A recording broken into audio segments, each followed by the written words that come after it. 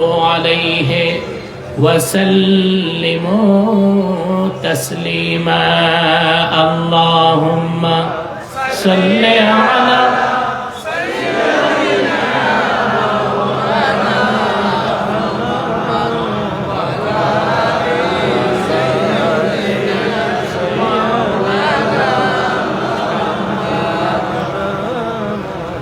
আপনারা এতগুলো মানুষ আওয়াজ নাই কেন? দরুদ শরীফ পড়তে সমস্যা কি? অসুস্থতা না কৃপণতা? একটা তো সমস্যা আছে। মুহাম্মদে পড়ুন আল্লাহুম্মা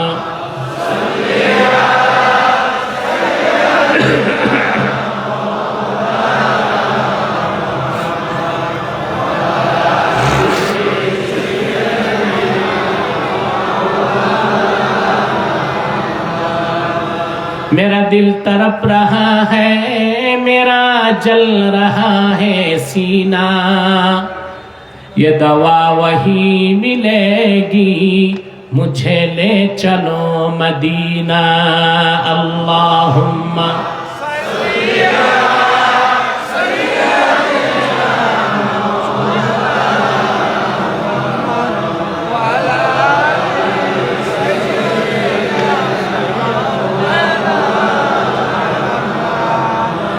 मदीने की हवा से जन्नती बू आती है,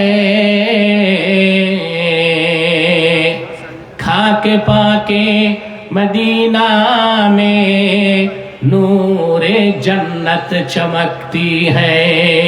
अल्लाहुम्मा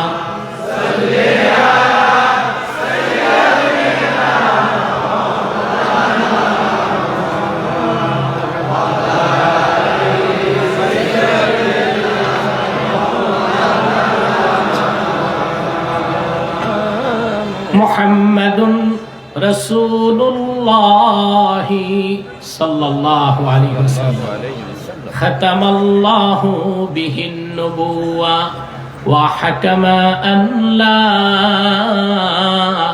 नबिय्य बअदहु बलगल उला बिकमालिही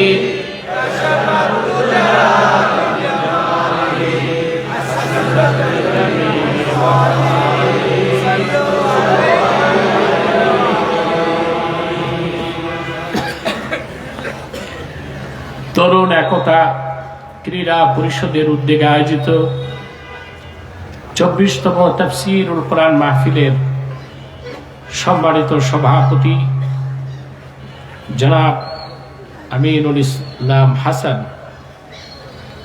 বারাকাল্লাহু ফি উমরিহি, উপস্থিত আজকের সম্মানিত প্রধান অতিথি জনাব আলহাজ শাহজাহান চৌধুরী হাদাহুল্লাহু হিদায়াতাল ইসলাম ওয়া বারাকা ফি উমরিহি, হাজারাত উলামায়ে কিরাম, তুলাবায়ে ইজাম, নগর জীবনের চরম ব্যস্ততায়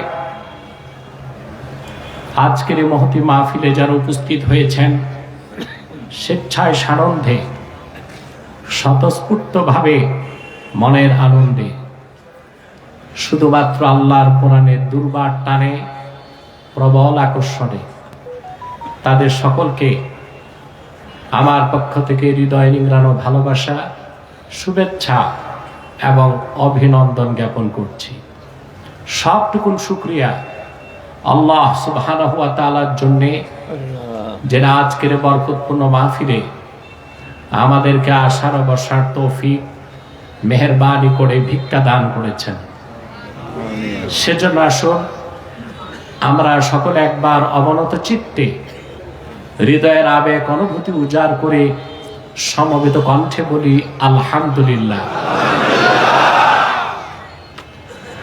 অগণিত অসংখ্য দরুদ ও সালাম আল্লাহর সৃষ্টির প্রধান আকর্ষণ, বিশ্ব সভার সভাপতি, সকল নবী রাসূলগণের মাথার তাজ, শামসুল হিদায়াত, বদরুদ্দুজা, সৈয়দুস সাকালাইন, ইমামুল মুরসালিন, খাতামুন নবিয়্যিন ওয়াল মুরসালিন, আফতাবে নবুওয়াত, শাহনশাহ রিসালাত, सरकार दो जहां সুলতানুল মদিনা, নবিউল আম্বিয়া, হুজুরে আকরাম, নূরে মুজাসসাম, নূরুন আলা নূর, সাইয়্যিদিনা হাবিবিনা শফিঈনা মাওলানা মুহাম্মদ সাল্লাল্লাহু আলাইহি ওয়াসাল্লামের উপর আল্লাহ তাবারাকা ওয়া তাআলা যাকে আজ থেকে প্রায় ১৫০০ বছর আগে প্রেরণ করেছেন সর্বশ্রেষ্ঠ ও সর্বশেষ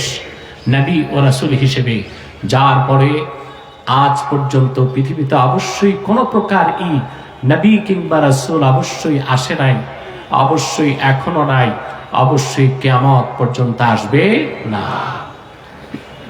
সম্মানিত সুধী, অনেক রাত হয়ে গেছে। আমাদের প্রধান অতিথি শাহজাহান চৌধুরী সাহেব ওয়াজ করেছেন, শুধু চিটাগাঙ্গের ভাষায় যা বলছে আমি তা বুঝি নাই, আমি দুঃখিত। বাকি ফেসিবাদের বিরুদ্ধে তার যে বক্তব্য তা বুঝতে পেরেছি, আলহামদুলিল্লাহ। তিনি কয়েকটি কথা বলেছেন, এগুলো সমাধান খুব সহজ। হক সিলসিলা চিশতিয়া, কাদরিয়া, নকশবন্দিয়া, মুজাদ্দিদিয়ার অনুসারী এক বিরাট অংশ এখনো হকের উপর প্রতিষ্ঠিত আছে। যদিও বা এর পাশে তরিকত, তাসাউফ, মারিফতের নামে অনেক ভণ্ড পীর মাইরের পথ বের করেছে, তাদের সাথে আমাদের কোনো আপোষ নাই। তারা সব সময় বিদেশি কোনো না কোনো এজেন্টের দালালি করেই চলেছে। রাসূল করিম সাল্লাল্লাহু আলাইহি সাল্লাম ১৫০০ বছর আগে এই উম্মতের জন্য সুসংবাদ দিয়েছেন। সহিহ মুসলিমের হাদিস, লা তাযালু তাইফাতুম মিন উম্মতি যাহিরিন আলাল হক লা ইয়াদুররুহুম মান খাযালাহুম হাত্তা ইয়াতিয়া আমরুল্লাহি ওয়া হুম কাযালিক। আমার উম্মতের একটি দল কিয়ামত পর্যন্ত হকের উপর প্রতিষ্ঠিত থাকবে। সুবহানাল্লাহ। হিংসুকের হিংসা, নিন্দুকের নিন্দা, অত্যাচারীর অত্যাচার তাদেরকে হকের উপর থেকে এক চুল বিচ্যুত করতে পারবে না। এ অবস্থায় কিয়ামত চলে আসবে। এই যে তায়েফা, যে দলটি কিয়ামত পর্যন্ত হকের উপর থাকবে, এই দল কোনটি? মুহাদ্দিসের শব্দ বক্তব্য মিলালে দেখা যায়, প্রথম হচ্ছে তারা মুকাতিলুনা ফি সাবিলিল্লাহ, আল্লাহর পথে যারা জিহাদ করে। দ্বিতীয় হচ্ছে মুহাদ্দিসুন। তৃতীয় হচ্ছে উমারা, সত্যপন্থী নেতা। ৪ নাম্বার হচ্ছে ফুকাহা। ৫ নাম্বার হচ্ছে মুতাসাউফুন, যারা আল্লাহর পথে জিহাদ করে, যারা সত্যের পথে নেতৃত্ব দেয়, যারা মুহাদ্দিস, যারা ফকিহ এবং তরিকত তাসাউফ যারা চর্চা করে। তাহলে বোঝা যাচ্ছে কিয়ামত তক তরিকত তাসাউফের পূর্ণাঙ্গ অনুসরণে হকপন্থী পীর মাশায়েখরাও দিনের খেদমত করে যাবে, ঠিক না? এই জন্য আমাদের স্লোগান হচ্ছে মাসলাক যার যার, দিন ইসলাম সবার। আর বাংলাদেশে যে অনৈক্য, এই অনৈক্যটাকে দূর করা যায় সবচেয়ে উত্তম পদ্ধতি হচ্ছে সংলাপের মাধ্যমে। কাছাকাছি আসলে নিজেদের মধ্যে আলোচনা, সংলাপের মাধ্যমে দূরত্ব কমানো যায়। আমার মনে হয় সব পক্ষ যদি আমরা উদারভাবে এই দিকটি চিন্তা করি, তাহলে বাংলাদেশে ইস্পাত কঠিন একটি ঐক্য গঠন করা সম্ভব হবে। মুসলমান মাত্রই ইসলামী রাজনীতিতে বিশ্বাসী, তবে মানহাজ ভিন্ন ভিন্ন হতে পারে। যেমন সকল উলামা একমত, আসিয়াসিয়াতুল ইসলামিয়া জুজউল ইসলাম আল্লাতী লা ইয়াতাজাজ্জাউ। ইসলামী রাজনীতি ইসলামের অংশ, ইসলাম থেকে এটাকে আলাদা করা যাবে না। যাবে? তো প্রতিটি মানুষ ইসলামী রাজনীতিকে বিশ্বাস করতে হবে, ইসলামী রাষ্ট্র প্রতিষ্ঠিত করার আন্দোলনে থাকতে হবে। কিন্তু মানহাজটা কি হয়? ভিন্ন ভিন্ন। যেমন আমি খেলাফায় বিশ্বাসী। কিসে? হযরত ইমাম হোসেন যে রাজনৈতিক আদর্শকে প্রতিষ্ঠা করতে যে বুকের তাজা রক্ত ঢেলে দিয়েছে, আমি সেই খেলাফতের আদর্শে বিশ্বাসী। তবে খেলাফা প্রতিষ্ঠার আগ পর্যন্ত আমাদের পক্ষে শক্তিশালী প্রতিনিধি দল সংসদে থাক, এটা আবার আমি চাই। যত সংসদ ফাঁকা, সংসদ কি তখন তো তাগুতি শক্তি যা খুশি তা করবে। এটা হচ্ছে শরীয়তের একটা নিয়ম, আয-যারুরাতু তাতাকাদ্দারু বিকদরি যারুরা। বিশেষ প্রয়োজনে বিশেষ সময়ে কিছু বিষয়কে কি দেওয়া, ছাড় দেওয়া। কথাটা বুঝতে পারছেন? আল্লাহ আমাদেরকে ঐক্যবদ্ধ হওয়ার তৌফিক দান করুন, আমাদের মনগুলোকে আকাশের মতো প্রশস্ত করে দিন, দ্বীনের স্বার্থে ঐক্যবদ্ধ কাজ করে বাংলাদেশে এই মুহূর্তে যা করা সম্ভব, এই সুযোগ যদি আমাদের হাতছাড়া হয় 50 বছর আর এই সুযোগ বাংলাদেশে আসবে না। সেজন্য আমাদের প্রতিটি পক্ষের প্রয়োজন হচ্ছে সদিচ্ছা। কি লাগবে? মনের প্রশস্ততা, আর কাছাকাছি আসে। কি করা? কাছাকাছি আসতে হবে, যেন সংলাপের মাধ্যমে যার যে ভুল আছে তা আমরা সংশোধন করে ঐক্যবদ্ধ হতে পারি। আল্লাহ আমাদেরকে তৌফিক দান করুন। আমি শারীরিকভাবে খুব অসুস্থ, এসেছি ওয়াদা রক্ষা করতে। খুব কম সময়ে কিছু কথা বলছি। আমি দেখতে পাচ্ছি সমাজে একটি বড় সমস্যা বাংলাদেশে, যা আমরা নামাজও পড়তেছি আবার অন্যায় কাজ করি। দেখা যায় একটা লোক নামাজ পড়তেছে আবার সুদ খায়, ঘুষ খায়, খাদ্যে ভেজাল করে,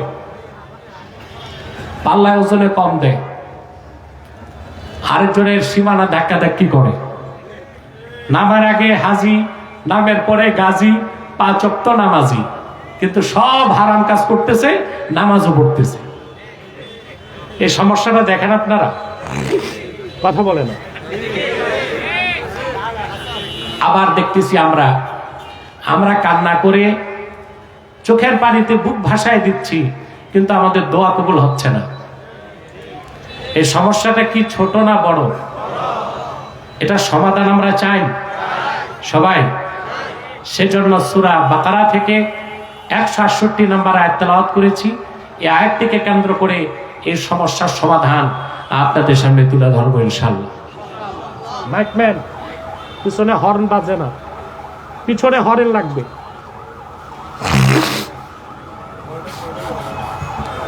ভূমিকাতে একটি কথা বলবো। আপনারা এখানে এসেছেন, পার্থিব কোনো স্বার্থ আছে? কথা বল। আর্থিক, পার্থিব, রাজনৈতিক? আমরা এসেছি আল্লাহ তার হাবিবের রেজামান্দি হাসিল করতে, ঠিক না ভাই? অনেকেই তো না খেয়ে বসে আছেন, ক্ষুধাও তো লাগছে। কমিটির পক্ষ থেকে এত মানুষকে তো আপ্যায়নের ব্যবস্থাও নাই।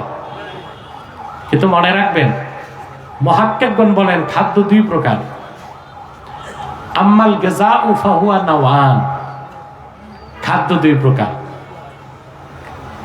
গাযাউন তাকুমু বিহিল আবদান, এক প্রকার খাদ্য যা খেলে স্বাস্থ্য ঠিক থাকে।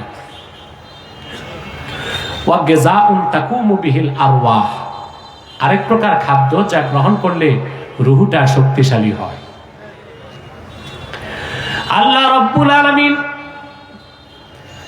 মানুষের দেহটা তৈরি করেছেন মাটির সারনির্যাস থেকে, সেজন্য দেহের সব খাদ্য আসে মাটি থেকে।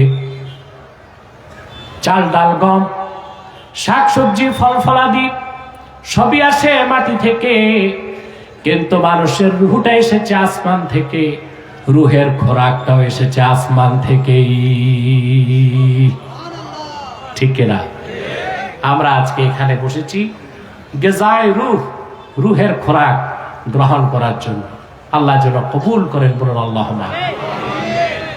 আপনারা যে গভীর রাতও বসে আছেন, শয়তান কিন্তু বেজার, শয়তানের চালাচামুন্ডারও বেজার। এখন অবশ্য শয়তানের চালাচামুন্ডার সংখ্যা কমছে। আগে তো তাফসির মাহফিল নাম শুনলেই তাদের কলিজায় আগুন জ্বলতো। শর্ত দিত 34টা, যেন বিরক্ত হয়ে মানুষ তাফসির মাহফিল করা বাদ দেয়।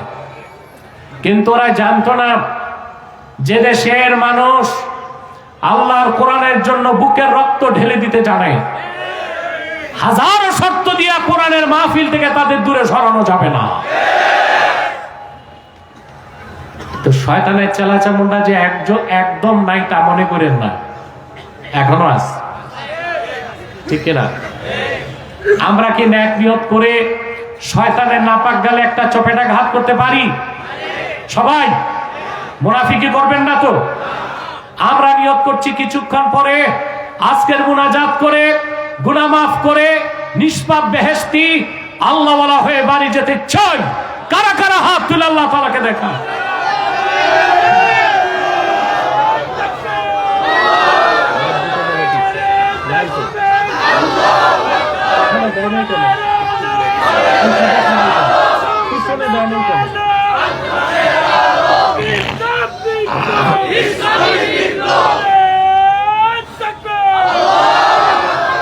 সম্মানিত সুধী, আর দেরি নয়, আমি আলোচনায় প্রবেশ করছি। আমার সঙ্গে আপনারাও তিলাওয়াত করুন, যেন প্রতিটি অক্ষরে নূর আল্লাহ তাআলা আমাদের সিনায় মানকুশ করে দেন। বলেন আল্লাহুম্মা আমিন। আউযু বিল্লাহি মিনাশ শাইতানির রাজীম। বিসমিল্লাহির রাহমানির يا كلوا مما في الأرض إنه لكم عدو مبين। আল্লাহ তাআলা বলেন, হে মানব জাতি, কুলু মিম্মা ফিল আরদি হালালান তাইয়্যিবা, এই ভূপৃষ্ঠে যা কিছু হালাল এবং পবিত্র তাই তোমরা খাদ্য হিসেবে গ্রহণ করো। ওয়ালা তাত্তাবিউ খুতুওয়াতিশ শায়তান, শয়তানের পদাঙ্কসমূহ অনুসরণ করো না। ইন্নাহু লাকুম আদুউম মুবিন, নিশ্চয় শয়তান তোমাদের প্রকাশ্য শত্রু। আল্লাহ তাআলা হালাল খেতে শুধু মুমিন মুসলিমদেরকে বলেন নাই, গোটা মানব জাতিকেই হালাল খেতে বলেছেন, ঠিক না? মুমিন, বিশ্বাসী, অবিশ্বাসী, আস্তিক, নাস্তিক, মানুষ মাত্রই প্রতিটি মানুষকে আল্লাহ তাআলা হালাল খেতে বলেছেন। প্রশ্ন হচ্ছে, আমরা তো জানি হালাল খাওয়া নেক আমল, আর ঈমানবিহীন নেক আমল কবুল হতে, তাহলে কাফের মুশরিক হালাল খেলে তাদের লাভ কি? প্রশ্ন আসে না? ঈমান ছাড়া কোন আমল কবুল হবে? জোরে বলতে হবে। আল্লাহ রাব্বুল আলামিন বলেন, ওয়া মান ইয়াবতাগি গায়রাল ইসলামি দীনান ফালাই ইউকবালা মিনহু ওয়া হুয়া ফিল আখিরাতি মিনাল খাসিরিন। আর যে ব্যক্তি মুহাম্মদ সাল্লাল্লাহু আলাইহি ওয়াসাল্লামের আনিত দ্বীন ইসলামকে বিশ্বাস করবে না, ঈমান আনবে না, তার নামাজ, তার রোজা, তার হজ, তার যাকাত, কোন একটা আমল আল্লাহর কাছে গৃহীত হবে না, বরং কাল কিয়ামতের দিন সে ক্ষতিগ্রস্তদের কাতারে শামিল হয়ে যাবে। তাহলে কাফের মুশরিক হালাল খেলে লাভ কি? প্রশ্ন আসে কিনা? জোরে বলেন। জবাব হচ্ছে, প্রতিটি হারাম খাদ্যের কুপ্রভাব মানুষের 3 জায়গায় বিস্তার লাভ করে: দেহে, মনে, মানসিকতায়। দেহে, মনে, মানসিকতায়। আল্লাহ কিন্তু কোনো কুখাদ্যকে মানুষের রিজিক বানান নাই, সব দামি জিনিসকে রিজিক বানাইছে। মানুষ তার কুরুচির কারণে শয়তানের প্ররোচনায় কুখাদ্যগুলোকে খাদ্য বানাইছে। শুকরের গোশত, কুকুরের গোশত, সাপ, বিচ্ছু, এগুলো পৃথিবীতে খায় মিলিয়ন মিলিয়ন মানুষ, আছে না? কথা বলে না? কিন্তু আল্লাহ এগুলোকে খাদ্য বানান নাই, এগুলো মানুষ বানাইছে। আল্লাহ যা খাদ্য বানাইছেন, আল্লাহ কিন্তু বৈষম্য করেন নাই। বৃষ্টির পানি দেন, মুসলিমরাও পায়, অমুসলিমরাও। অক্সিজেন, এটা আল্লাহ ভাগ করছেন? জোরে বলেন। আমরা যেটা নেই, অমুসলিমরাও। ঠিক আল্লাহ তাআলা গোটা মানব জাতির জন্য উত্তম জিনিসগুলোকে, হালাল জিনিসগুলোকে রিজিক বানাইছেন। আল্লাহ রাব্বুল আলামিন বলেন, ওয়ালাকাদ কাররামনা বনি আদম ওয়া হামালনাহুম ফিল বাররি ওয়াল বাহরি ওয়া রাযাকনাহুম মিনাত তাইয়্যিবাত। আল্লাহ রাব্বুল আলামিন বলেন, মানব জাতিকে আমি সম্মানিত করেছি, জল এবং স্থলে কর্তৃত্ব দিয়েছি, আর সবচেয়ে দামি জিনিসগুলোকে, পবিত্র জিনিসগুলোকে তাদের জন্য রিজিক বানায় দিছি। তো রিজিকের ক্ষেত্রে আল্লাহ কোনো বৈষম্য, আল্লাহ রহমান। সাউন্ডের এই অবস্থা কেন? পিছনে হরেন চলে না? মাইকম্যান, পিছনে হরেন লাগবে তো, আওয়াজ লাগবে তো। ভিতরে স্পিকার দিয়ে রাখছো, মাইক লাগবে পিছন থেকে, সাউন্ড বাড়াও। আল্লাহ তাআলা রিজিকের ক্ষেত্রে কোনো বৈষম্য করছেন? বলেন। কারণ তিনি রহমান। রহমান মানে হচ্ছে সবার জন্য যার দয়ার দরজা। সুবহানাল্লাহ। তো হারাম খাদ্যগুলো কি রিজিক মানুষ নিজেরা বানাইছে। আর প্রতিটি হারাম খাদ্যের কুপ্রভাব কয় জায়গায় প্রভাব বিস্তার করে? মনে, দেহে, মানসিকতায়। যেমন শুকর খাওয়া কি? প্রাণী জগতের সবচেয়ে ইতর আর নির্লজ্জ প্রাণী হচ্ছে শুকর। শুকরের মধ্যে কোনো লজ্জা শরম। অন্যান্য প্রাণীর মধ্যে ফ্যামিলি স্ট্রাকচার আছে। একটা পুরুষ হাতি নির্দিষ্ট একটা মহিলা হাতির কাছে যায়, একটা বাঘ নির্ধারিত একটি বাঘিনীর কাছে যায়। শুকরের কোনো বাছবিচার, ওরা অবাধ যাতায়াত করে, ফিজিক্যাল রিলেশন করে। এই জন্য শুকরের গোশত যে মানুষগুলো বেশি খায় তাদের এই নির্লজ্জের প্রভাব চরিত্রে প্রভাব বিস্তার করে। এরা বেশরম হয়, বেহায়া হয়। যেমন ইউরোপ আমেরিকা তো অমুসলিমদের মধ্যে কোনো ফ্যামিলি স্ট্রাকচার, ভাই বোন ফিজিক্যাল রিলেশন করে, বাবা মেয়ে ফিজিক্যাল রিলেশন করে, মেয়ে বাবা ফিজিক্যাল রিলেশন করে, মা ছেলে ফিজিক্যাল রিলেশন করে। ইউরোপ আমেরিকায় অমুসলিম কমিউনিটিতে কোনো ফ্যামিলি স্ট্রাকচার নাই। অতিমাত্রায় শুকরের গোশত খাবার কারণে এই নির্লজ্জ প্রভাবটা তাদের চরিত্রে প্রভাব বিস্তার করেছে। সাপ, সাপের চরিত্র হচ্ছে খুব দ্রুত সে তার দেহের অঙ্গভঙ্গি বদলাতে পারে। অ্যামাজন জঙ্গলে এমন বিষাক্ত সাপ আছে সেকেন্ডে 7 বার ছোবল দিতে পারে। ইউরোপ আমেরিকায় যারা ব্রেক ড্যান্সার দ্রুত তাদের শরীরের পরিবর্তন আনার জন্য প্রচুর পরিমাণ সাপের গোশত খায়, তাজা রক্ত খায়। তার মানে হচ্ছে প্রতিটি হারাম খাদ্যের কুপ্রভাব কয় জায়গায় পড়ে? দেহে, মনে, মানসিকতায়। সেজন্য আল্লাহ রাব্বুল আলামিন শুধু মুমিনদেরকে হালাল খেতে বলেন নাই, তিনি কমন নির্দেশ করেছেন, ইয়া আইয়ুহান নাসু কুলু মিম্মা ফিল আরদি হালালান তাইয়্যিবা। হে মানব জাতি, ভূপৃষ্ঠে যা কিছু হালাল আছে, পবিত্র আছে, সেটাই খাদ্য হিসেবে গ্রহণ করো। মুমিন মুসলিমরা হালাল খাদ্য গ্রহণ করলে তাদের ইবাদত কবুল হবে, পরকালে নাজাত পাবে, আল্লাহর জান্নাত পাবে। অমুসলিমরাও যদি আল্লাহর নির্দেশটা মানে, পরকালে তাদের কোনো মুক্তি নাই, কোনো নাজাত নাই। দুনিয়ায় তারা সুস্থ থাকতে পারবে, মনটা ভালো থাকবে, মেজাজটা ভালো থাকবে। এই জন্য আল্লাহ তাআলা কাফের মুশরিক অমুসলিমদেরকেও হালাল খেতে বলেছেন। এখন অমুসলিমদেরকে যেখানে আল্লাহর নির্দেশ হালাল খাও, মুসলিম হিসেবে সে হালাল খাওয়ার গুরুত্ব আপনার জীবনে কত বেশি? কথা বলেন। এই আয়াতের তাফসীর করতে যে ইমাম কুরতুবী একটা মত উল্লেখ করেছেন, আন-নাজাতু ফি সালাসাতিন আকলিল হালাল ওয়া আদাইল ফারাইজ ওয়াল ইক্তিদাই বিন নবী সাল্লাল্লাহু আলাইহি ওয়াসাল্লাম। তিনটি কাজের মধ্যে আল্লাহ তাআলা বান্দার নাজাত রেখেছেন। তার প্রথমটাই হচ্ছে হালাল খাওয়া,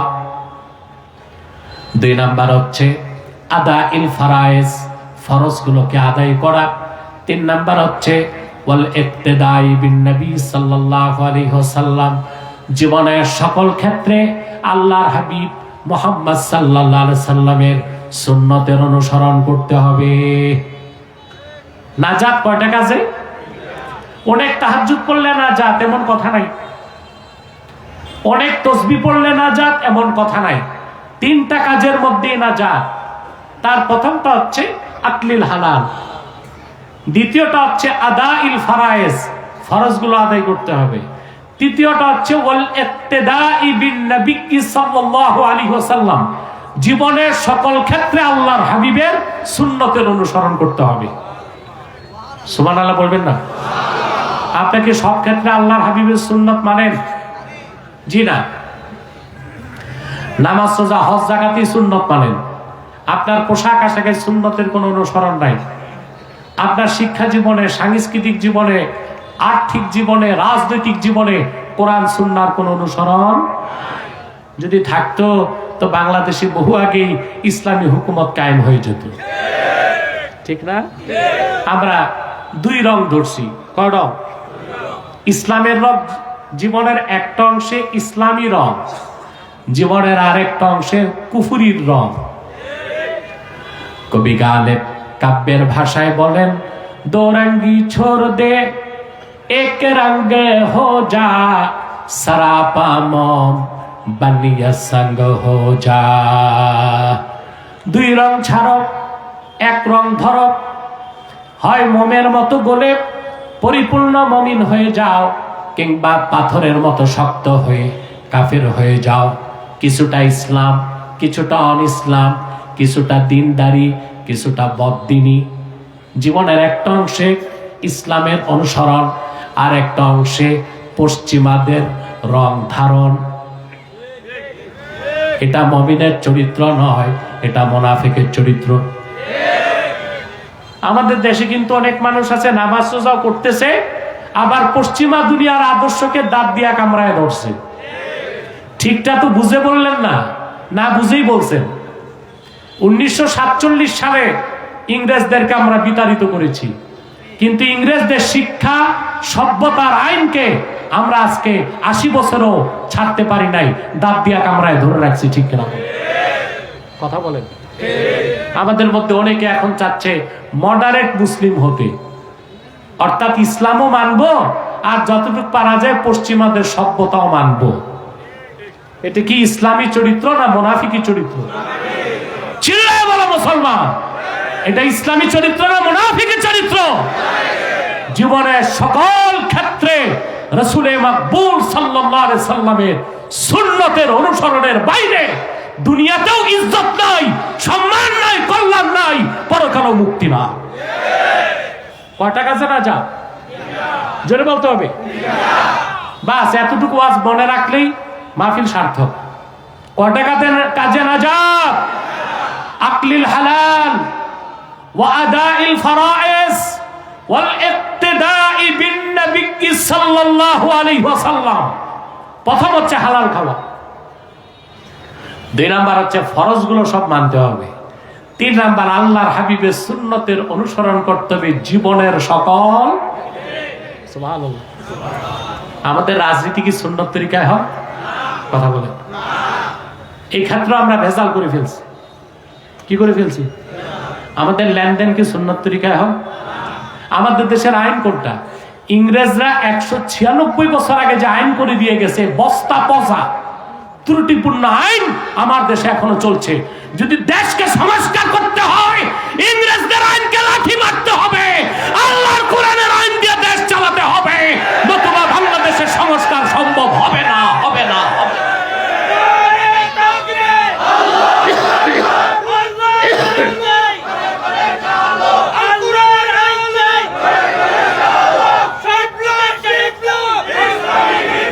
আমার ভাইরা, সংস্কার করতে হবে মূল জায়গায়। কোথায়? আইন বদলান।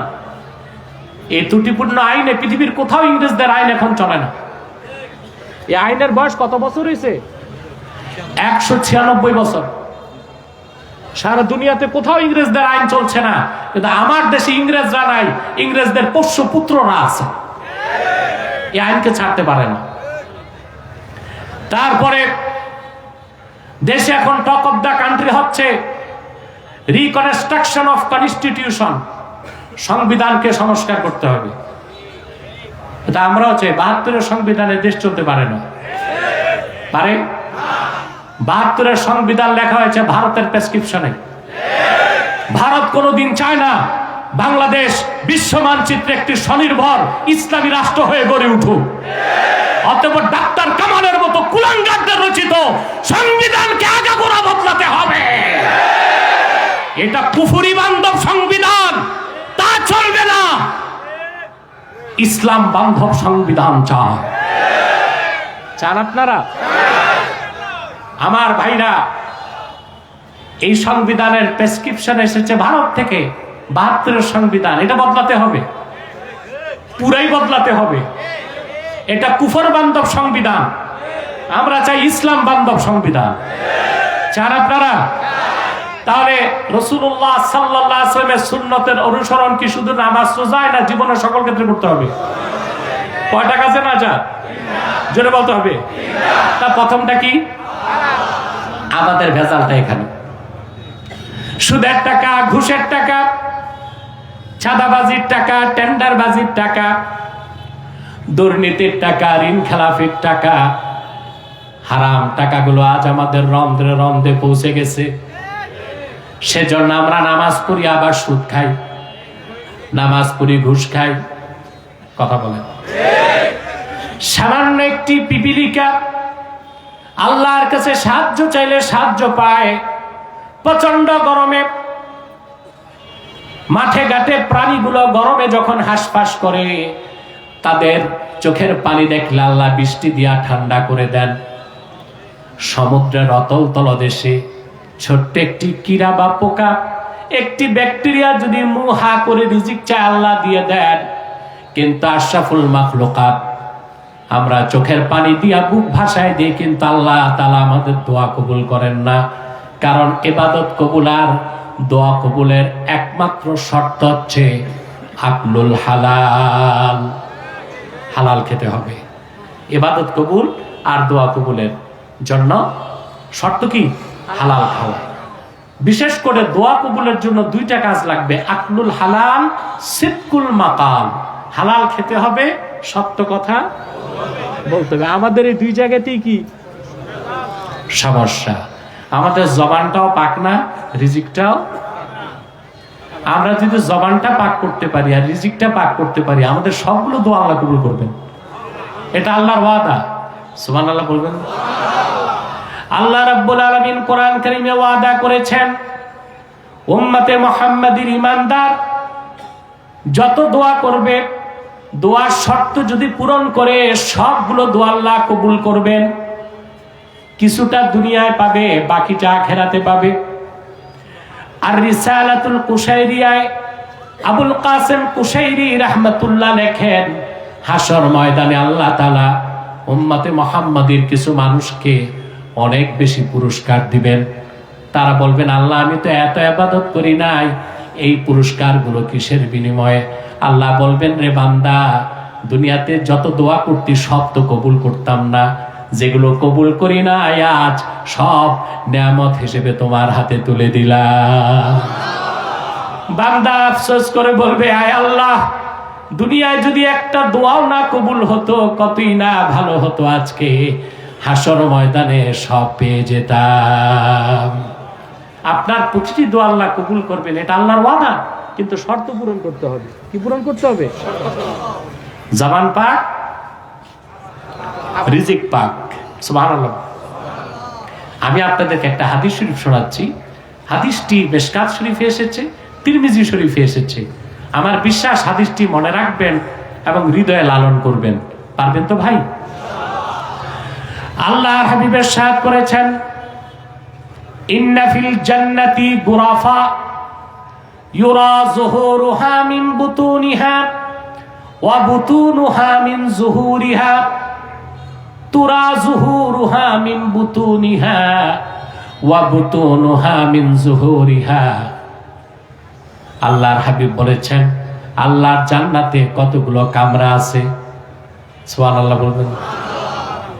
ভিভিআইপি কামরা, যে কামরাগুলোর ভিতর থেকে বাহির দেখা যায়, বাহির থেকে ভিতর দেখা যায়।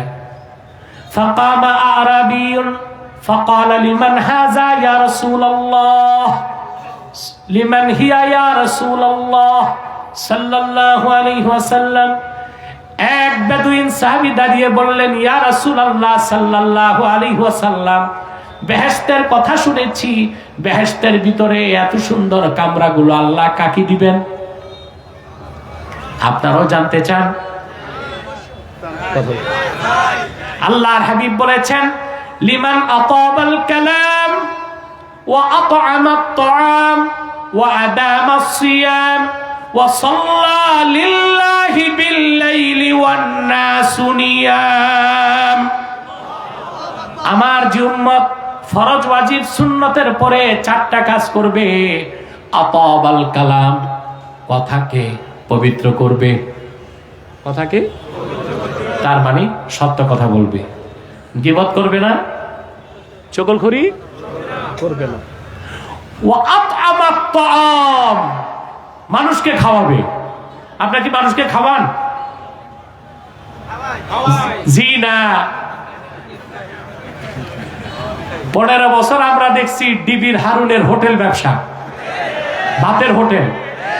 আর আমার দৃষ্টিতে আপনাদের বাংলাদেশের প্রতিটি বিয়ের বাড়ি এক একটা ভাতের হোটেল। ওখানে গরিবের খাওয়া না। কথা বলেন। আপনারা তো শুধু দেখছেন ডিবির হারুনের ভাতের হোটেল। আমি দেখি বাংলাদেশে প্রত্যেক বিয়ের বাড়ি এক একটা ভাতের হোটেল, টেবিল থাকে। এর মানে হচ্ছে দিয়ে যান, খেয়ে যান। গরিবের দাওয়াত নাই। শিল্পপতি, সওদাগর, আড়তদার, চেয়ারম্যান, মেম্বার, এমপি, তাদের দাওয়াত হয়। তেলের মাথায় তেল দেয়। গরিব ভাই রিক্সা চালায়, ওর দাওয়াত নাই। ওর গেঞ্জি থেকে ঘামের গন্ধ আসে, 50 টাকাও দিতে পারবে না। মেয়ের বিয়েতে তার দাওয়াত নাই। পোলাও গোস্ত কোরমার গ্রাম তার নাকে ঢুকলে তার হৃদয়টা ত্রাহি ত্রাহি করে এক লোকমা খেতে। চোখের পানি ফেলতে ফেলতে চলে যায়। হায় রে নির্বোধ, তোমার গরিব ভাইটাকে আদর করে যদি খাওয়াতা, আল্লাহ খুশি হয়ে যেতেন। তোমার মেয়ের বিয়েটা আল্লাহর কাছে কবুল হয়ে যেতে পারত। নিঃস্বার্থে আপনি অন্য মানুষকে খাওয়াবেন। লিমান আতাবাল কালাম ওয়া আত'আমাত তা'আম, যে তার কথাকে পবিত্র করলো, মানুষকে বেশি বেশি খাওয়ালো। ওয়া আদামাস সিয়াম, নিয়মিত রোজা রাখলো। সুবহানাল্লাহ। বেশি বেশি রোজা রাখলো। এখন বেশি রোজা কয়টা করে করবেন প্রশ্ন আসে না? আল্লাহর হাবিব সাল্লাল্লাহু আলাইহি ওয়াসাল্লাম হাদিস সাক্ষ্য দেয়, যে ব্যক্তি রমজানে 30টা রোজা রাখবে, শাওয়ালে 6টা রোজা রাখবে, প্রত্যেক মাসে 3টা করে রোজা রাখবে, 13, 14, 15, ওই লোকটাকে আল্লাহ তাআলা সারা বছর রোজা রাখার সওয়াব দিবে। আমরা এই কাজটা করব। রমজানে 1 মাস, শাওয়ালে 6টা, প্রতি মাসে সুবহান। ওয়া সাল্লা লিল্লাহি ওয়ান নাসু নিয়াম বিল লাইলি ওয়ান নাসু নিয়াম। আর নামাজ পড়লো তখন আল্লাহর জন্য রাতে, যখন ঘুমায় থাকলো সবাই। ওই নামাজটার নাম কি? 4টা কাজ যে করবে, রাসূল করিম সাল্লাল্লাহু আলাইহি ওয়াসাল্লাম বলেছেন, আমার উম্মতকে আল্লাহ বেহেশতের ওই খাস কামরাগুলো দান করবে। তাহলে ইবাদত কবুল আর দোয়া কবুলের শর্ত কি? জেনে বলতে হবে। হালাল খাওয়ার আগ পর্যন্ত দোয়া কবুল, ইবাদত কবুল। আমি যে আয়াতের তাফসীর করছি সূরা বাকারা 168 নম্বর আয়াত, ঠিক এই আয়াতের তাফসীর ইমাম কুরতুবী একটা হাদিসে লিখেছেন। এই আয়াত যখন নাজিল হয়ে গেল, কামা সাদ ইবনে আবি ওয়াক্কাস রাদিয়াল্লাহু তাআলা আনহু فقال يا رسول الله صلى الله عليه وسلم ادعو الله أن يجعلني مستجاب الدعوة। সাদ ইবনে আবি ওয়াক্কাস বললেন, ইয়া রাসূলুল্লাহ, ইয়া হাবিবাল্লাহ, আল্লাহর কাছে আমার জন্য দোয়া করুন, আল্লাহ যেন আমারে মুস্তাজাবুদ দাওয়াত বানায় দেন। মুস্তাজাবুদ দাওয়াত বলা হয় সেই ব্যক্তিকে, যে ব্যক্তি হাত তুললে আল্লাহ হাত ফেরত দেন না, দোয়া কবুল করে নেন। আল্লাহর হাবিব সাদ ইবনে আবি ওয়াক্কাসকে দোয়া কবুলের জন্য একটা আমল দিলেন। আল্লাহর হাবিব বললেন, আতিব মাক আমাক তাকুন মুস্তাজাবাদ দাওয়া। সাত, তুমি তোমার রিজিকটারে পবিত্র করো, তুমি আল্লাহর হুকুমে মুস্তাজাবুদ দাওয়াত হয়ে যাবা। রাসূলুল্লাহর সাহাবীগণ প্রত্যেকেই ছিলেন মুস্তাজাবুদ দাওয়া। তারা হাত তুললেই আল্লাহর কাছে দোয়া কবুল হয়ে যেত। এই বসো, এখন আসতেছো, তা ভিতরে ঢুকে কেন? বসে যাও। এগুলো ঘুমায় টুমায় খায়া লই আইস। আর কিছু সময় কষ্ট হবে? কথা বলে আমরা বুঝতেছি বিষয়টা, কথাগুলো কানে ঢুকতেছে, হৃদয়ে লালন হচ্ছে। আল্লাহ সূরাতুর রহমানের তাফসিরে ইমাম রাজি তাফসির কবিরে একটা হাদিস উল্লেখ করেছে। রাসূল করিম সাল্লাল্লাহু আলাইহি সাল্লামের জলিলুল কদর সাহাবী যায়েদ ইবনুল হারেসা রাদিয়াল্লাহু তাআলা, নাম শুনছেন না?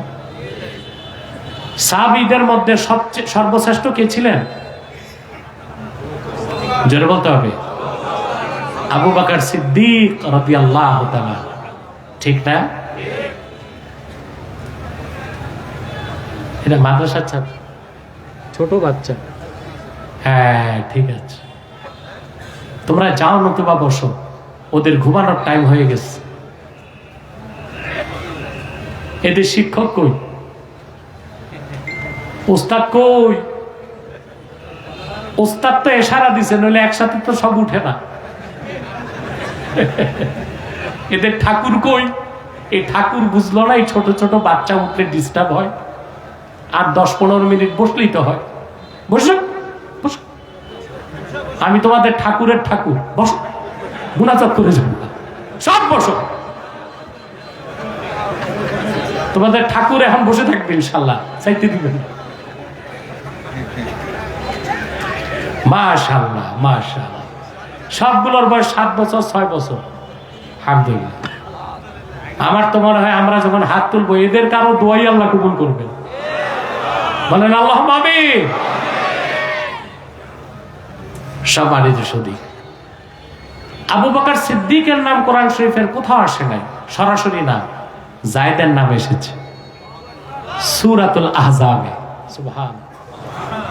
যায়েদ রাদিয়াল্লাহু তাআলা আনহু মক্কা থেকে তায়েফে যাচ্ছেন। ওনার সঙ্গী ছিল মুনাফিক। কি ছিল? আপনারা মুনাফিক চিনেন? জি না, আন্তাজি। মুনাফিক 2 প্রকার। কয় প্রকার? এক প্রকার হচ্ছে কাফের মুনাফিক, আরেক প্রকার হচ্ছে ফাসিক মুনাফিক। আম্মাল মুনাফিকুল কাফির ফাহুয়াল্লাযী আবতানাল কুফরা ওয়া আযহারাল ইসলাম।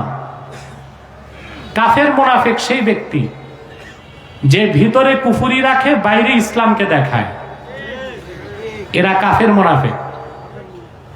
আরেক প্রকার মুনাফিক, লোকটা মুসলিম কিন্তু চরিত্রটা মুনাফিকের মতো, এ হচ্ছে ফাসিক মুনাফিক। বাংলাদেশে কোন মুনাফিক বেশি? সত্য বলেন। ফাসিক মুনাফিকের আলামত 4টা। কয়টা? আল্লাহর হাবিব ইরশাদ করেছেন, আরবাউন মান কুন্না ফীহি কানা মুনাফিকান খালিসা। 4টি খাসলত যার মধ্যে একত্রিত হবে সে লোকটা নির্ভেজাল মুনাফিক। 4টার একটা যদি থাকে মনে করতে হবে তার মধ্যে মুনাফিকি রয়ে গেছে। হাত্তা ইয়াদাহা, যতক্ষণ সে তা ছেড়ে না দেয়। কয়টা খাসলত? মুসলমানের মধ্যে এই 4টা খাসলত পাওয়া গেলে সে কি? কোন মুনাফিক? কাফের মুনাফিক না, ফাসিক মুনাফিক। ইযা তুমিনা খানা ওয়া ইযা হাদাসা কাযাবা ওয়া ইযা আহাদা গাদারা ওয়া ইযা খাসামা ফাজার। যখন তাকে আমানতদার বানানো হয় সে খেয়ানত করে, যখন কথা বলে মিথ্যা বলে, যখন ওয়াদা করে ওয়াদা বরখেলাফ করে, আর যখন ডিবেট করে বিতর্ক করে একজন আরেকজনকে অশ্লীল ভাষায় গালিগালাজ করে। কয়টা? আমানতদার বানানো হলে কি করে? কথা বললে, ওয়াদা করলে, বিতর্ক করলে।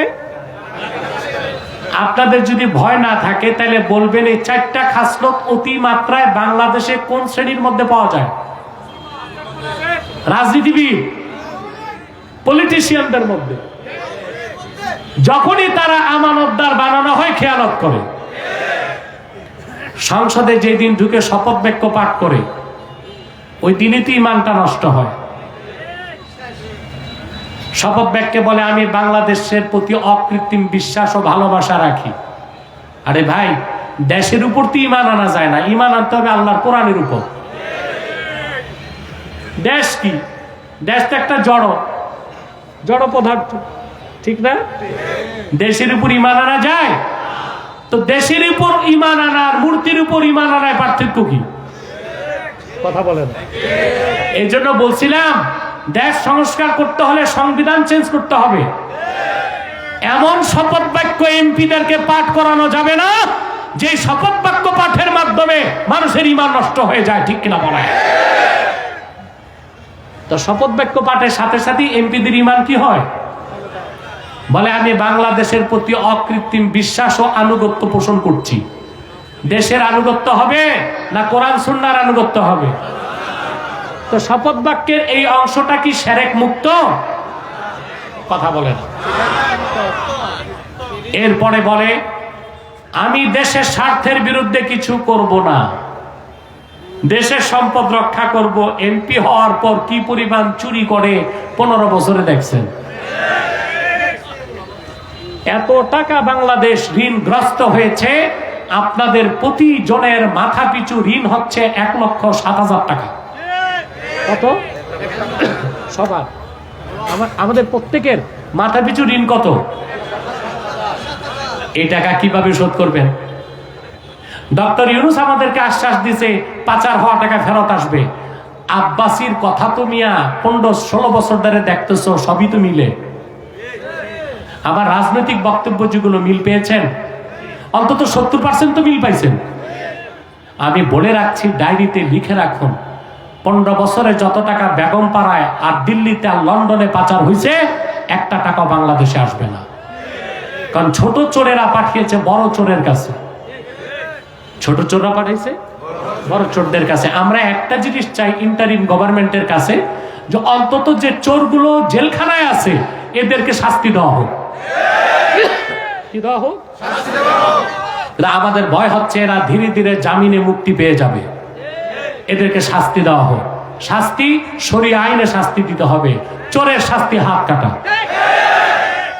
আস-সারিকাতু আস-সারিকু ওয়াস-সারিকাতু ফাকতাউ আইদিয়াহুমা। চোর হোক, চুন্নি হোক, কথা বলে, চোর হোক, চুন্নি হোক। আমি কি বুঝাতে চাচ্ছি বুঝতেছেন? চোর হোক, চুন্নি হোক, হাত কাটো। এখন যে চোরগুলো চুরি করছে এদের হাত কেটে দিলে ভবিষ্যতে যারা রাষ্ট্রের দায়িত্বে আসবে দুর্নীতি করার সাহস করবে। তাহলে সংস্কারটা ভাসমান সংস্কার হবে না, একেবারে স্থায়ী সংস্কার চাই। দুর্নীতিবাজদের এমন শাস্তি নির্ধারণ করতে হবে, দেশ স্বাধীনের পর থেকে আজ পর্যন্ত যারা দুর্নীতির সাথে জড়িত হয়েছে আগামী নির্বাচনে তাদের ইলেকশন করতে দেওয়া যাবে না। যারা লক্ষ লক্ষ টাকা, কোটি টাকা পাচার করেছে, আমরা মৃত্যুদণ্ড চাই না, তাদের হাত কাটো। তাহলে ভবিষ্যতে কেউ রাষ্ট্র ক্ষমতায় গেলে চুরি করবে, দুর্নীতির কথা চিন্তা করবে। যদি সেটআপ চেঞ্জ হয়, পলিসি চেঞ্জ না হয়, কিচ্ছু হবে না। দেশের কাঙ্ক্ষিত পরিবর্তন সম্ভব হবে না। কথা বলেন। আমি এই সরকার বসার পর অনেক সমালোচনা করেছি, যেটা কোরআন সুন্নাহর আলোকে দরকার তা করছি, আর যেটা প্রশংসা করা দরকার তা প্রশংসাও করেছি। ভারতের বিরুদ্ধে আমি সরকারকে পরামর্শ দিয়েছিলাম 3টা। কয়টা? আলহামদুলিল্লাহ তিনটাই তারা গ্রহণ করেছে। আমি বলেছিলাম একটা এয়ার বেস করতে হবে ভারতের পাশে লালমনিরহাটে, সরকারের সিদ্ধান্ত নিয়েছে। আমি বলেছি ভারতের সাথে বাণিজ্য চুক্তি বন্ধ করে অন্য দেশের সাথে করতে হবে, সরকার তাও শুরু করছে। আমি আরেকটা কথা বলেছি, আমাদের ভারতের শত্রু যে দেশ অর্থাৎ চায়না, তার সাথে প্রতিরক্ষা চুক্তি করতে হবে, এটা সরকার চিন্তা করতেছে। 4 নম্বর আরেকটা বলেছি, এটা সিদ্ধান্ত নিচ্ছে না, আমি বলেছি প্রত্যেকটি মাদ্রাসা স্কুলে প্যারা মিলিটারি ট্রেনিং দিতে হবে হিন্দুস্তানের সন্ত্রাসীদের 20 ধাপ ভেঙে দেওয়ার জন্য।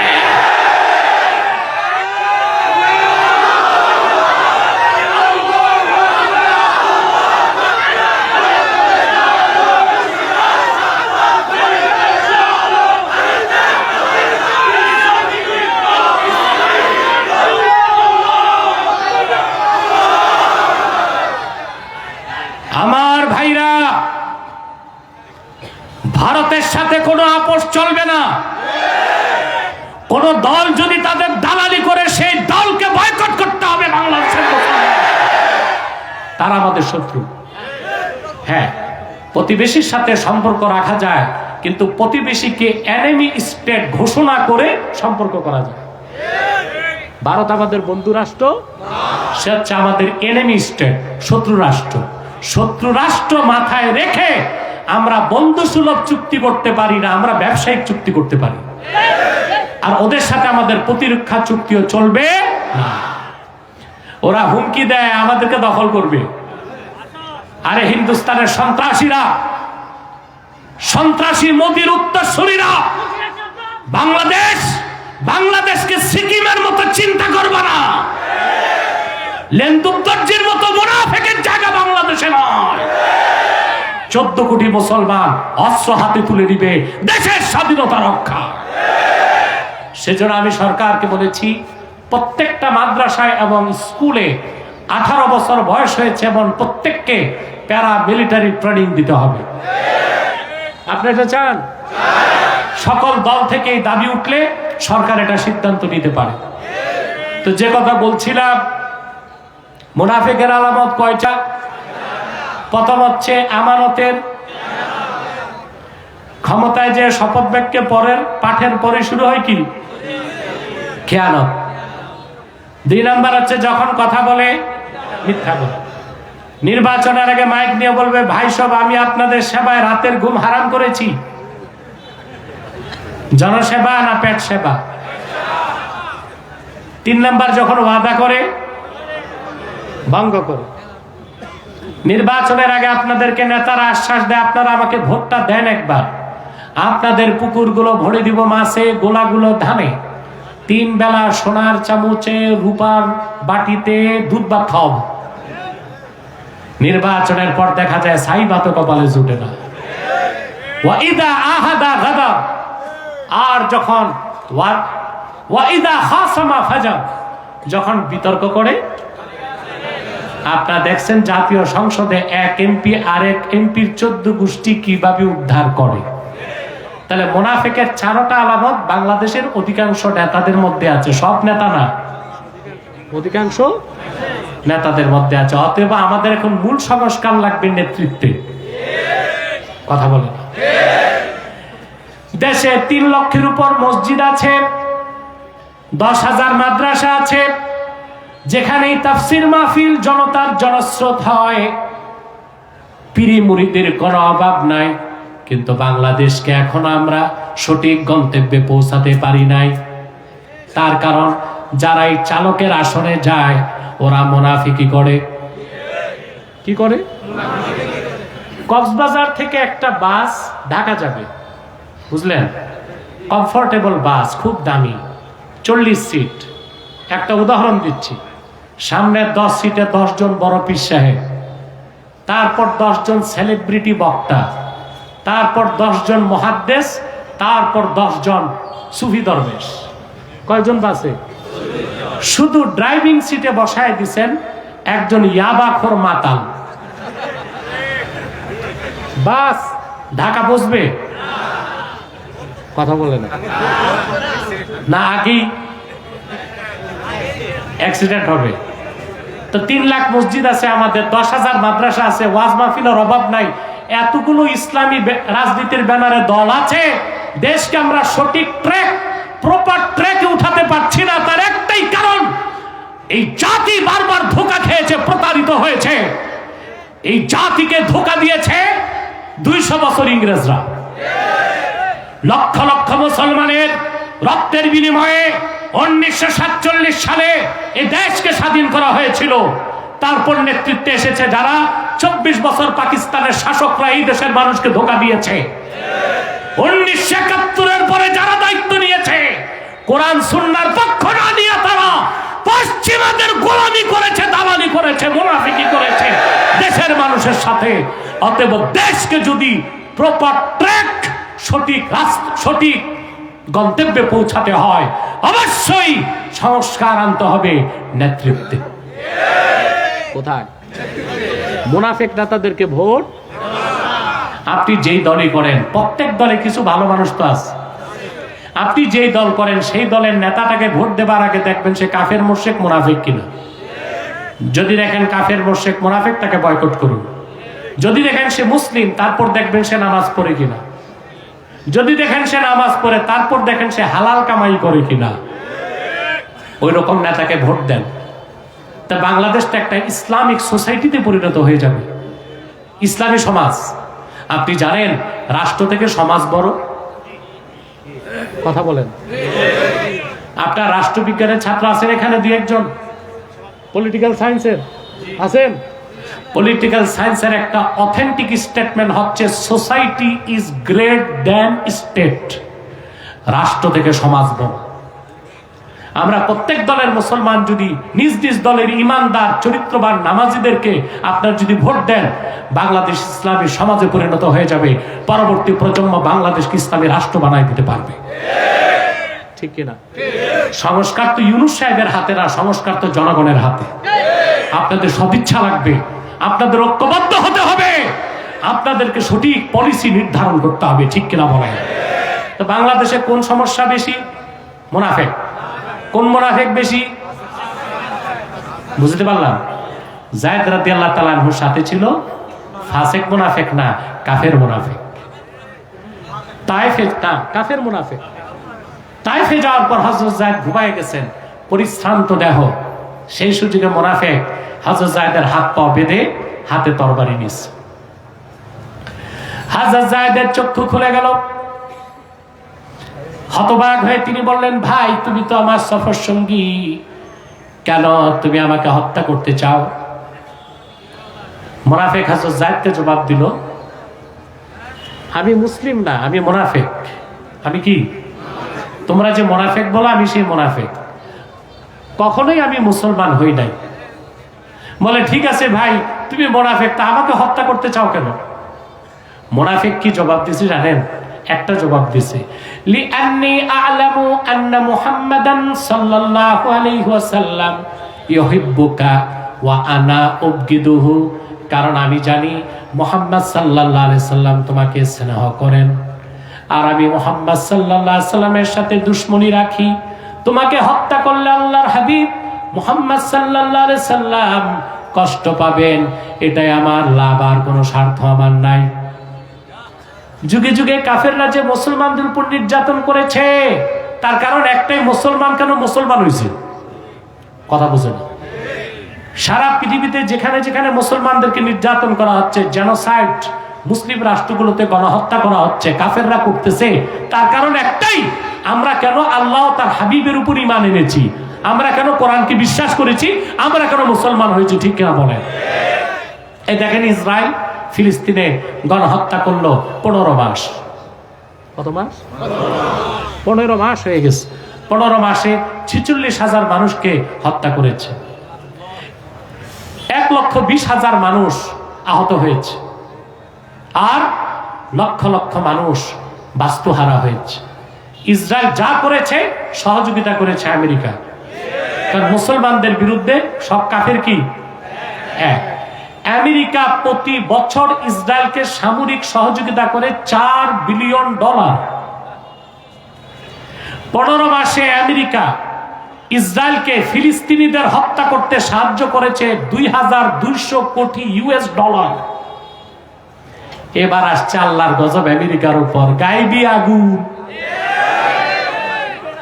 মার্কিনীরা আগুনের উৎস খুঁজে পায় নাই। কোত্থেকে পাবে? আমি তো বলি এটা জাহান্নাম থেকে আগুন আসতেছে। এমন আগুন পানি দিলে বাড়ে। এই আগুনে ফিলিস্তিন মুসলমানদেরকে হত্যা করতে আমেরিকা 15 মাসে ইসরায়েলকে সাহায্য করেছে $2,200 কোটি। আর কয়েকদিনের আগুনে তাদের ক্যালিফোর্নিয়া লস অ্যাঞ্জেলসে পুড়ে গেছে 10,500 কোটি টাকার সম্পদ। কত? এবং ক্ষতির পরিমাণ যে দাঁড়াবে মার্কিন বিশেষজ্ঞদের মতে $22 বিলিয়ন। বাংলাদেশের মোট বাজেট আছে রিজার্ভ $20 বিলিয়ন, আর তাদের ক্ষতি হবে $22 বিলিয়ন। এরপর তারা শঙ্কিত। ওদের আরেকটা রাজ্য আছে, আপনার একটা অংশ আছে আমেরিকাতে হাওয়াই উপদ্বীপ, ওখানে ভূমিধস হচ্ছে। আরেকদিকে আগ্নেয়গিরির জ্বালা মুখ খুলে গেছে। ইনশাআল্লাহ আগুনের পর আগুন আসবে, সেই আগুনে সন্ত্রাসী যুক্তরাষ্ট্রের অহংকার পুড়ে যাবে ইনশাআল্লাহ। মুসলমানদের উপর নির্যাতনের একটাই কারণ, আমরা মুসলিম। কারণ ভারতের সাথে নেপালের সম্পর্ক কি দুশ্মনী না বন্ধু সুলভ? কথা বলেন। বন্ধু, কারণ নেপাল একটা হিন্দু রাষ্ট্র। ভারতের সাথে শ্রীলঙ্কার সম্পর্ক বন্ধু সুলভ, ওইটা একটা হিন্দু রাষ্ট্র, ঠিক কিনা? বাংলাদেশের সাথে ভারতের ফরেন পলিসি এইরকম কেন? তার একটাই কারণ, বাংলাদেশ মুসলিম অধ্যুষিত রাষ্ট্র। ভারত কখনো আমাদের বন্ধু বানাবে না, আমরাও তাদেরকে বন্ধু বানাতে পারি না। আমরা ভারত না গেলে কি হবে? ওরা না আসলে না খেয়ে মরবে, ওদের আলু পেঁয়াজ সব পচে যাচ্ছে। কলকাতার ডাক্তাররা বাংলাদেশি রুগীদের কাছে ক্ষমা চাচ্ছে। ব্যবসায়ীরাও বলতেছে যে আপনারা মনে কষ্ট নিয়েন না, 10% ছাড় দিব, ডিসকাউন্ট। আপনারা কক্সবাজারে দেন ডিসকাউন্ট পর্যটকের জন্য, আর কলকাতার ডাক্তাররা বলতেছে 10% ডিসকাউন্ট, আসুন। আমার মনে হয় আর কিছুদিন ব্যবসা বন্ধ হলে ওরা বলবে হে দেবতার আসুন, ফ্রি ট্রিটমেন্ট, ঠিক কিনা? তাহলে মুসলমানদের সাথে অমুসলিমদের শত্রুতার মূল কি? ইসলাম। মূল কি? হাজরত যায়েদ বললেন, তা তুমি আমাকে হত্যা করবে? বলে হ্যাঁ, তোমাকে হত্যা করবে। হাজরত যায়েদ রাদিয়াল্লাহু তাআলা আনহু গুহার ভিতর থেকে আকাশের দিকে তাকিয়ে মহান আল্লাহকে ডাক দিলেন, আগিসনি ইয়া রহমান, হে রহমান তুমি আমাকে সাহায্য করো। সঙ্গে সঙ্গে বিকট শব্দে একটা ধমকের আওয়াজ আসলো, লা তাকতুলহু ইয়া ফুলান, হে মুনাফিক যায়েদকে হত্যা করো না।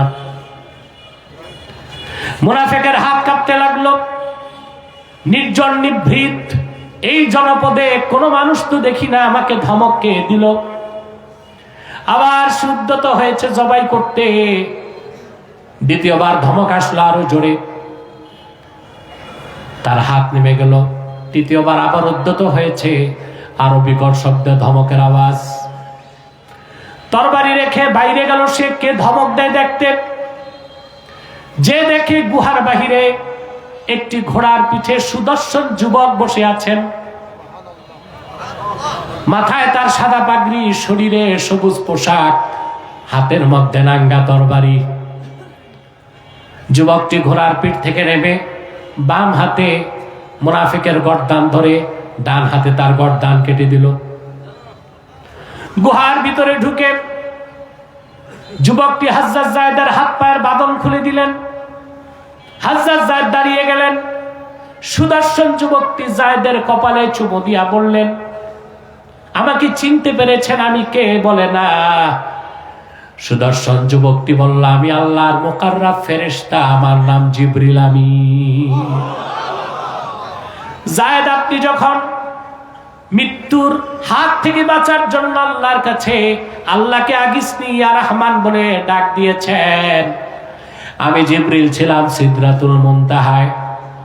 আল্লাহ আমাকে নির্দেশ করলেন, আদ্রিক আব্দি, রে জিবরিল, আমার হাবিবের স্নেহের সাহাবী যায়েদ আমারে ডাক দিয়েছে সাহায্যের জন্য। জিবরিল, তুমি যায়েদের সাহায্যে চলে যাও। আমি দেখলাম সিদরাতুল মুনতাহা থেকে আস্তে আস্তে আপনাকে কতল করে ফেলা হবে।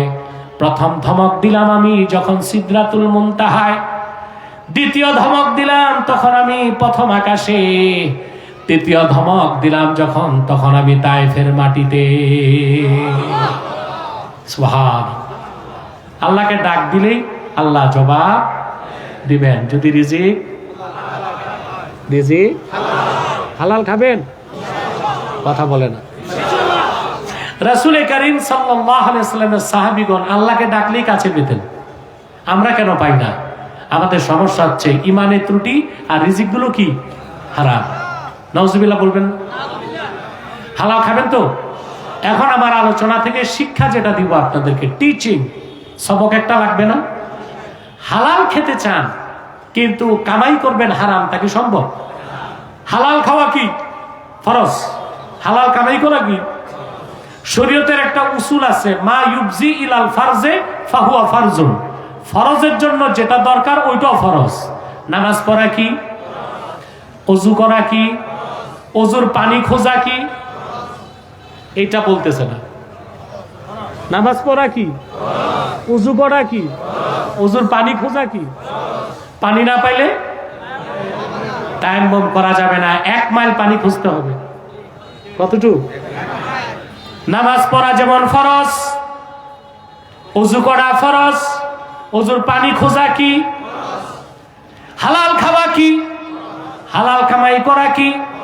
সেজন্যই হাদিস শরীফে এসেছে, আল্লাহর হাবিব ইরশাদ করেছেন, আকলুল হালালে কাসবুল হালালে ফারিদাতুন বাদাল ফারিদা। নামাজ ফরজের পরে বান্দার উপর সবচেয়ে বড় ফরজ হচ্ছে হালাল কামাই করা। সুবহানাল্লাহ বলেন। একটু দূরে বসেন, হাত লাগবে। আল্লাহ রাব্বুল আলামিন কোরআন কারীমে সেজন্য নির্দেশ করেছেন। আল্লাহ পাক বলেন, ওয়া ইযা নুদিয়া লিস-সালাতি وَإِذَا نُودِيَ لِلصَّلَاةِ مِنْ يَوْمِ الْجُمُعَةِ فَاسْعَوْا إِلَى ذِكْرِ اللَّهِ وَذَرُوا الْبَيْعَ। জুমার দিন যখন আজান হয়, ব্যবসা বাণিজ্য বন্ধ করো, আল্লাহর জিকিরে দৌড়াও। আল্লাহর জিকিরে আপনার একটা মাসালা না জেনে ভুল করেন, জুমার দিন আজানের পর দোকান খোলা রাখেন, খেত খামারে থাকেন। এটা হানাফি ফিকহের মতে মাকরু তাহরিমা করিবুল হারাম, বাইয়ে বাতিল না, বাইয়ে ফাসিদ। জুমার দিন আজান, জুমার আজানের সাথে সাথে কেনা বেচা বাজার ব্যবসা বাণিজ্য কি করতে হবে? এটা পালন করেন আপনারা?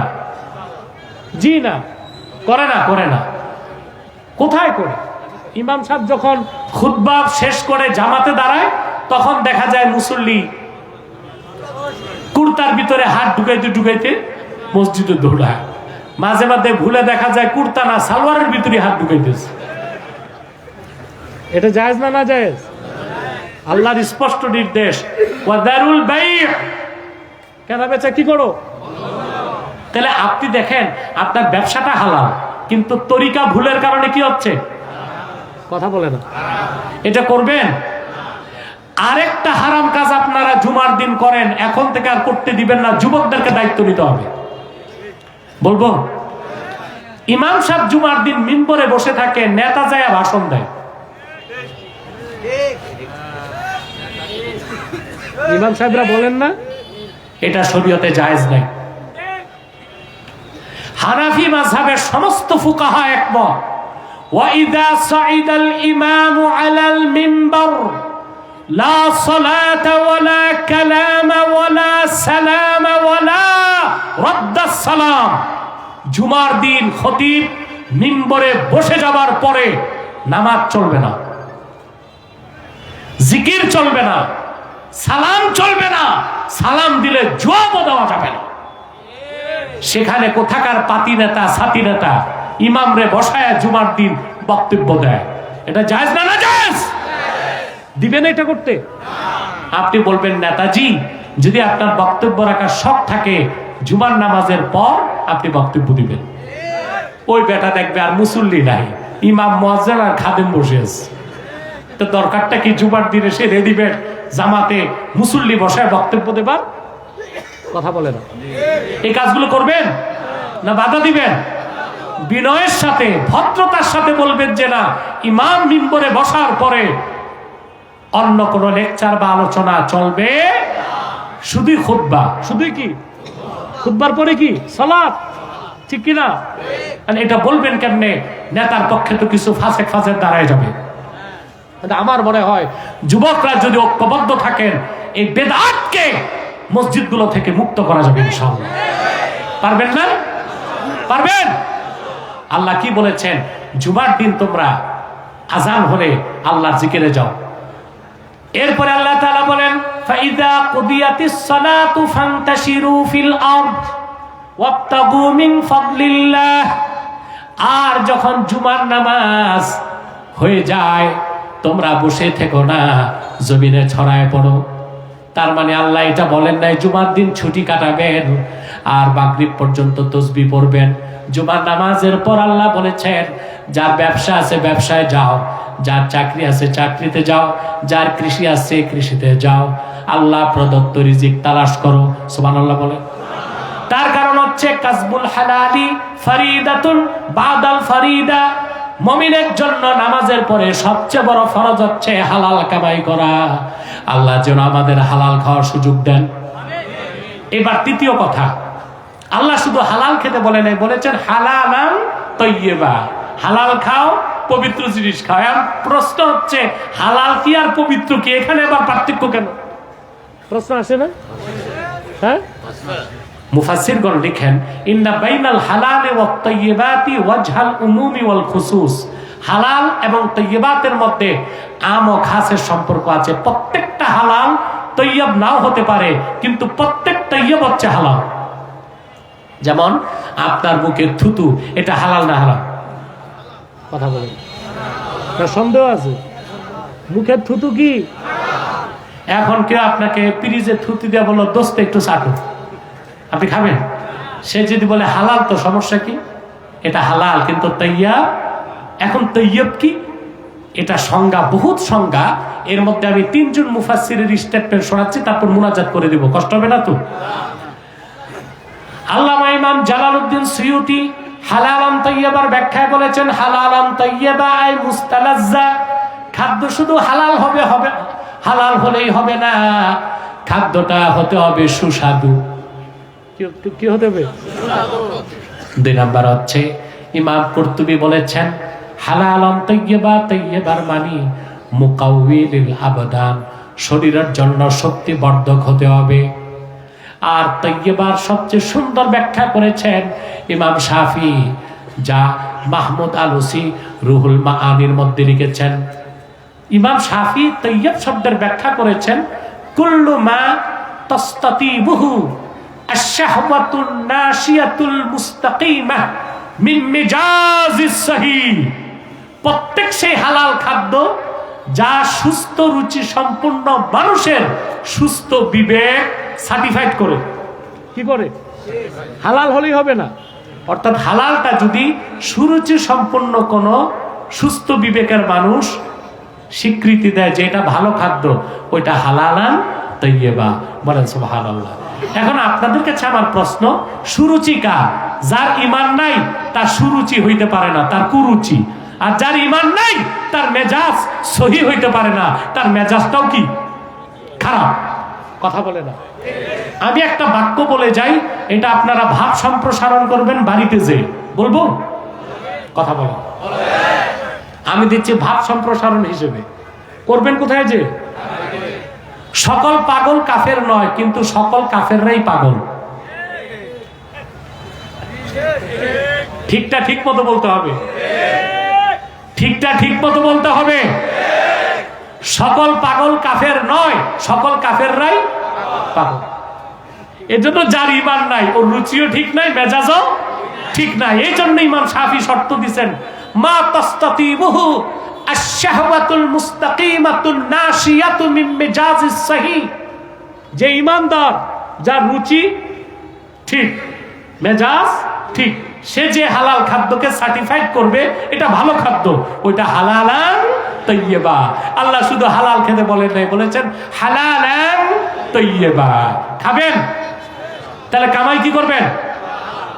হালাল। এবার আমি একটা মাসালা বলি, মুনাজাত করে দিচ্ছি। সময় কত দেখো তো? হ্যাঁ, ইয়া আল্লাহ, 1.5 ঘন্টা চলে গেছে তো, আমি তো টের পাই নাই। না না না না, এটা রাখো, ভিতরে রাখো। এই বসো, মুনাজাত না করে। তোমরা কি আউলিয়া কেরাম নাকি যে মুনাজাত লাগবে না? এখনই তো মুনাজাত হবে ইনশাআল্লাহ। আমি একটা প্রশ্ন করি, আপনার উত্তর দিবেন। আল্লাহর হুকুম শুধু হালাল না হালালান তাইয়্যিবা? অর্থাৎ খাদ্যটা হতে হবে হালাল, সুস্বাদু, শক্তিবর্ধক এবং ইমানদাররা যেটারে ভালো বলে। এই দৃষ্টিকোণ থেকে আমি আপনাদের কাছে প্রশ্ন করি, বিড়ি সিগারেট হালাল না হারাম? আমি হালাল কি হারাম পরে বলবো। সুখাদ্য না কুখাদ্য? শুধু বাংলাদেশের সিলেটের আর চট্টগ্রামের কিছু শহরে মৌলভী সাহেব আছে, এরা সিগারেট খাওয়ারে হালাল মনে করে। দক্ষিণ চট্টগ্রামের চিটাগাং শহরে ওই যে বেদাতি মৌলভী কিছু শুনছেন, ওরা এই বিড়ি সিগারেটকে হালাল মনে করে এবং তারা নিজেরাও সিগারেট পান করে। মেহমান গেল পিরিজে দিয়ে বলে নেন একটু টানেন। জনপুর মাকরুহে কারিবুল হারাম। এখন ফটো সেশন থাক, মানুষের মনোযোগ নষ্ট।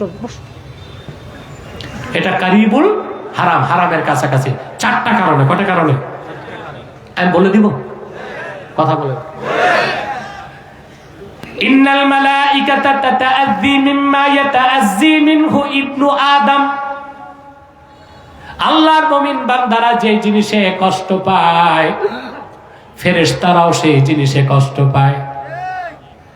বিড়ি সিগারেট খেলে পাশের মুসলমানের কষ্ট হয় কিনা? যারা চেইন স্মোকার, একটার গোড়ায় আরেকটা ধরায়, এদের মুখ থেকে ছোট বাচ্চাদের পেশাবের গন্ধ আসে। তাহলে মোলামা পীর সাহেবের সাথে দেখা করতে গেলে মুখে একটা চকলেট দেয়, তখন নিকোটিনের গন্ধ আর চকলেটের গন্ধ আর উদ্ভট গন্ধ বের হয়। তো ফেরেশতাদের কষ্ট দেওয়া জায়েজ না না জায়েজ? 2, আল্লাহ তাআলা কোরআন কারীমে বলেছেন ওয়ালা তুলকু বিআইদিকুম ইলা তাহলুকা। তোমরা নিজেরা নিজেদেরকে ধ্বংসের দিকে ঠেলে দিও না। তা আত্মহত্যা করা কি? জোরে বলতে হবে, হারাম। বিজ্ঞানীরা বলে 4টা সিগারেটে যেই পরিমাণ নিকোটিন থাকে, তা যদি গ্লাসে চুবায় কেউ পানিটা খায়, তাৎক্ষণিক তার মৃত্যু হবে। কিন্তু স্মোকিং এর কারণে আস্তে আস্তে নিকোটিনটা ক্ষতি করে, ক্যান্সার, ফুসফুস নষ্ট করে, হার্টকে নষ্ট করে, ব্রেনকে নষ্ট করে, পাওয়ার অফ মেমোরাইজ, স্মৃতিশক্তিকে ধ্বংস করে। তে মানুষ নিজের ক্ষতি নিজে করছে। এটা কি শরীয়তে? কথা বলেন। 3, আল্লাহ তাআলা বলেছেন ইন্নাল মুবাদদিরিনা কানু ইখওয়ানাশ শায়াতিন। অপচয়কারীরা হচ্ছে শয়তানের ভাই। এন্ড সিগারেট যারা খায় পুরাটাই অপচয় না? অনেকে ভ্যানসন খায়, ভ্যানসন। 1 প্যাকেটের দাম কত? খাও খাও তোমরা, দাম জানো 400 টাকা নাকি? কত? 400। তো যে ডেইলি 1 প্যাকেট খায় মাসে লাগে 12,000 টাকা। পুরাটাই তো অপচয়। কথা বলে না। 4 নাম্বার কারণ, আবু দাউদ শরীফের মধ্যে এসেছে জাহান্নামীদের মুখে সব সময় আগুন থাকবে। যারা পৃথিবীতে বিড়ি সিগারেট টানে, দূর থেকে দেখা যায় তাদের মুখে আগুন জ্বলে। এটা হচ্ছে তাশাব্বুহ বি আহলি জাহান্নাম। জাহান্নামীদের সাদৃশ্য বিড়ি সিগারেট যারা খায় তাদের মধ্যে পাওয়া যায়। এইটা নাজায়েজের একটা কারণ। আল্লাহ তাআলা বলেছেন কুলু মিম্মা ফিল আরদে হালালান তাইয়্যিবা। ভূপৃষ্ঠে যা কিছু হালাল ও পবিত্র সেটাই খাও। এই দৃষ্টিকোণ থেকে বিড়ি সিগারেট কি গ্রহণীয় না বর্জনীয়? আজ থেকে বাদ দিবেন। যদি বলেন শুটকিটা কি, এইটা বলবো না, তা তো কক্সবাজারের ব্যবসায়ী যাবে।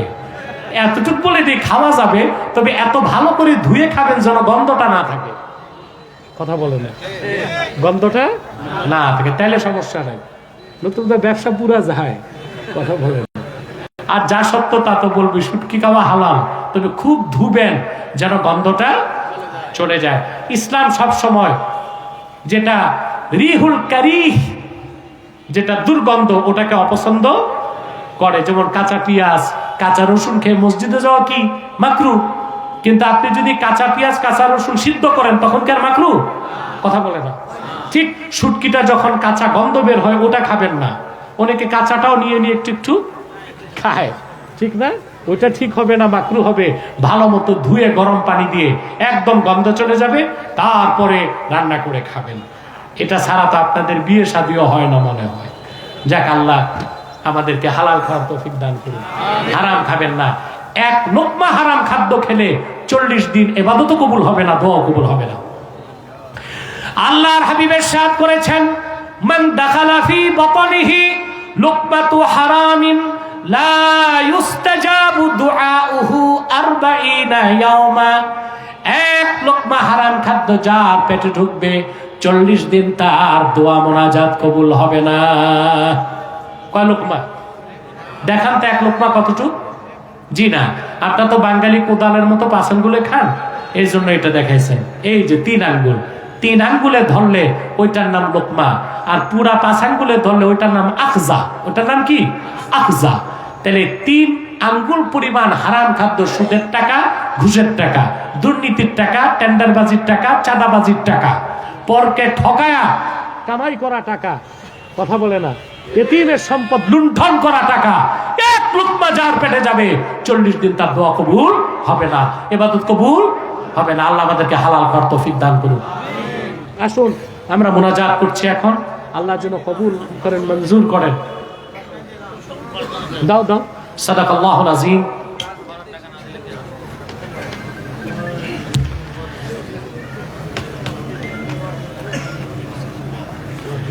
দুইটা প্রশ্ন এসেছে,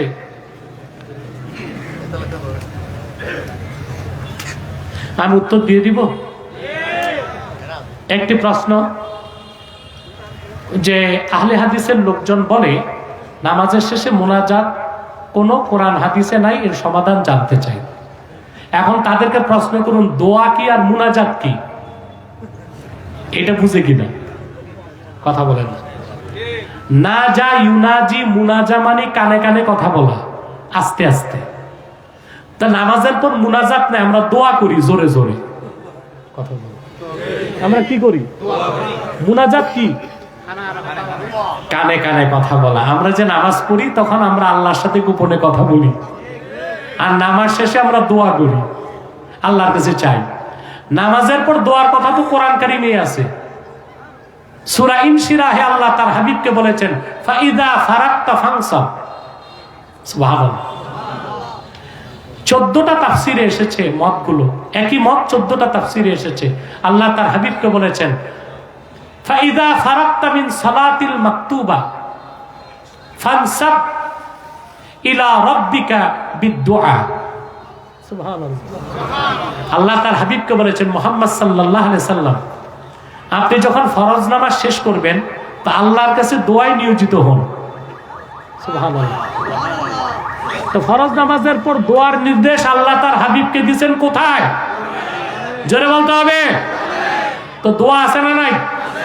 ফরজ নামাজের পর দোয়া আছে না নাই? তারপর আমি অধম ফরজ নামাজের পর দোয়ার পক্ষে 70টা হাদিস পাইছি। কয়েকটা স্মৃতি থেকে শুনাই। সহিহ বুখারীতে এসেছে, আম্মা জান আয়েশা রাদিয়াল্লাহু তাআলা আনহা বলেন, আল্লাহর হাবিব সাল্লাল্লাহু আলাইহি ওয়াসাল্লামকে দেখতাম ফরজ নামাজের পর তিনি দোয়া পড়তেন, আল্লাহুম্মা আনতাস সালাম ওয়া মিনকাস সালাম তাবারাকতা রাব্বানা ওয়া তাআলাইতা ইয়া যাল জালালি ওয়াল ইকরাম। বুখারী শরীফে এসেছে। সহিহ মুসলিমের হাদিস, আল্লাহর হাবিবের খাদেম হযরত সাওবান বর্ণনা করেন, আল্লাহর হাবিব সাল্লাল্লাহু আলাইহি সাল্লাম আসর নামাজের পর সাহাবীদের দিকে ঘুরে বসতেন, তারপর রাসূলুল্লাহ দোয়া পড়তেন, লা ইলাহা ইল্লাল্লাহু ওয়াহদাহু লা শারীকা লাহু লাহুল মুলকু ওয়া লাহুল হামদ ইউহয়ি ওয়া ইউমীত ওয়া হুয়া আলা কুল্লি শাইইন কাদির। আল্লাহুম্মা লা মানি'a লিমা আ'তাইতা ওয়া লা মু'তিয়া লিমা মানা'তা ওয়ালা ইয়ানফাউ যাল জাদ্দি মিনকাল জাদ। এটা সহিহ মুসলিমের হাদিস। তাই ফরজ নামাজের পর দোয়া করা সুন্নত কিনা? কথা বলার। তিরমিজির হাদিস। সাহাবা একরাম আল্লাহর হাবিবকে প্রশ্ন করেছেন, আইয়ু দুআই আসমা। আপনার কথা বললে আমি উত্তর দিব কি করে? সাহাবা একরাম প্রশ্ন করেছেন, আইয়ু দুআই আসমা, আয় আল্লাহর হাবিব কখন দোয়া করলে আল্লাহ তাৎক্ষণিক কবুল করবেন? আল্লাহর হাবিব বলেছেন, দুবুরাস সালাওয়াতিল মাকতুবাত জাওফাল লাইলিল আখির ওয়া দুবুরাস সালাওয়াতিল মাকতুবাত, গভীর রাতের শেষে আর প্রত্যেক ফরজ নামাজের পর দোয়া করলে আল্লাহ কবুল করে নেবে। এই হাদিসটা আছে তিরমিজিতে। কিসে? বুখারী, মুসলিম, তিরমিজি, সিয়াসিতটা তিনটা কিতাব থেকে শোনালাম। এইরকম আমার দেখা ফরজ নামাজের পর দোয়ার পক্ষে হাদিস আমি 70টা পর্যন্ত পেয়েছি। কোন একটা বিষয় আমল করতে কয়টা হাদিস যথেষ্ট? জোরে বলতে হবে। তো ওরা পায় না কেন? কিভাবে আহলে হাদিস হইলো? হাদিসই মানে না, হাদিসেরই আমল নেই, হাদিসই পড়ে নাই, কিভাবে আহলে হাদিস হয়? কিসের মাদ্রাসার বারান্দা তো যায় নাই, আন্দা ব্যাপারী, সুটকি ব্যাপারী মাযহাব বাদ দিয়া বলবে আমি আহলে হাদিস। আল্লাহ এদেরকে হেদায়েত করুক। শাহজাহান সাহেব বলছে ঐক্য দরকার। এইরকম ফতোয়া দিলে আর ঐক্য হয় কেমন করে? যে কোনো মাসলাকের সাথে ঐক্য হতে পারে, কোন ফেরকার সাথে ঐক্য হতে পারে না। যারা বলবে নামাজের পর দোয়াই নাই, আরে ভাই দোয়া আছে না নাই? এবার দ্বিতীয় প্রশ্ন, দোয়া আছে বুঝলাম, হাত তুলবো কিনা?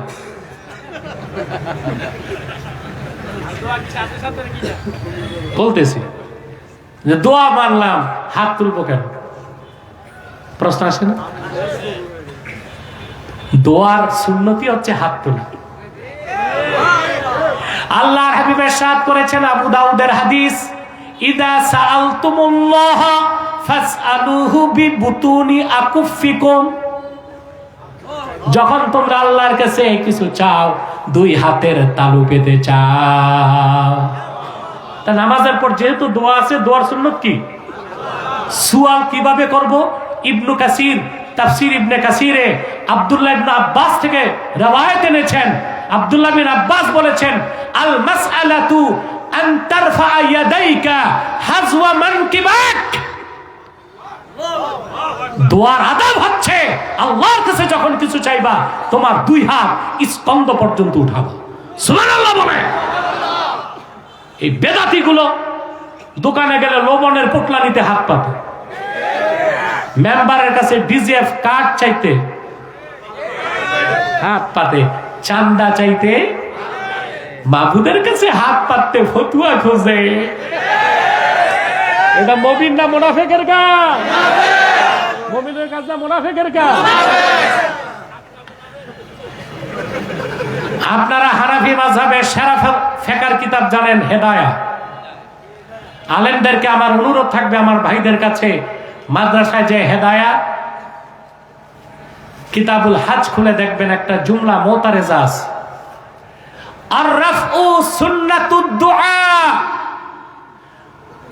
হাত তোলা হচ্ছে দোয়ার সুন্নাত। হাত তোলা কি? ইমামে নববী তিনি বলেছেন, যাকারতু যালিকা 20 হাদিসান ফি শারহিল মুহাজ্জাব, আমি শারহে মুহাজ্জাব হাদিসের কিতাবে দোয়াতে হাত তোলার পক্ষে 20টা হাদিস এনেছি। দোয়ায় হাত তোলার পক্ষে এক ইমাম নববী শারহে মুহাজ্জাব কিতাবে কয়টা হাদিস আনছেন? তাহলে নামাজের পর দোয়া আছে? দোয়ায় হাত তোলা আছে?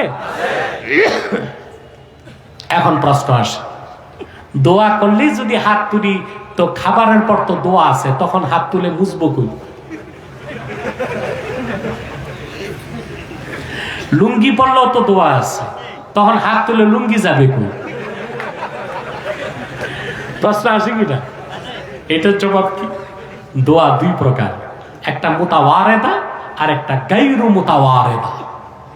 যে দোয়াগুলো মুতাওয়ারেদা, বুঝলেন, ওগুলো হচ্ছে জিক্রে, জিকিরের মতো, হাত তুলতে হবে না, দুধ খাওয়ার পর দোয়া, খানা খাওয়ার পর দোয়া, কাপড় পরার দোয়া, মুতাওয়ারেদা, এগুলো হচ্ছে একটা জিক্রে। এই জন্য হাত তোলার দরকার নাই। আর নামাজের পর দোয়া, আজানের পর দোয়া, মাহফিলের পরে দোয়া হচ্ছে গায়রু মুতাওয়ারেদা, ওই দোয়া হচ্ছে দোয়া, ওইখানে হাত তোলা সুন্নাত। জবাব পাইছেন? এবার চতুর্থ প্রশ্ন, নামাজের পর দোয়াও মানলাম, হাত তোলাও মানলাম, তো সম্মিলিত করব না একা একা করব? ওগুলোর কাম নাই তো মিয়া সাহেব। দুবাই থেকে ডলার আসে আর ফতুয়া দিয়া উম্মতের মধ্যে ফাটল সৃষ্টি করে। শিরকের বিরুদ্ধে, কুফরের বিরুদ্ধে, তাগুতি শক্তির বিরুদ্ধে, ইহুদিদের বিরুদ্ধে তাদের কোনো বক্তব্য পাবেন না। কাফের মুশরিকের বিরুদ্ধে তাদের বক্তব্য নাই। যত বক্তব্য হচ্ছে মুস্তাহাব, মুস্তাহসান, এগুলো নিয়ে উম্মতের মধ্যে ডিভাইড করে দিতে চায় তারা। বেটা তোর মন চায় না দোয়া করতে, তুই নামাজ পড়ে চলে যা, তোরে কি কেউ জুতা দিয়া মারবে নাকি?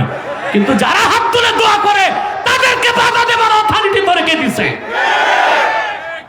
তোমার মন চায় না দোয়া করতে, তুমি চলে যাও।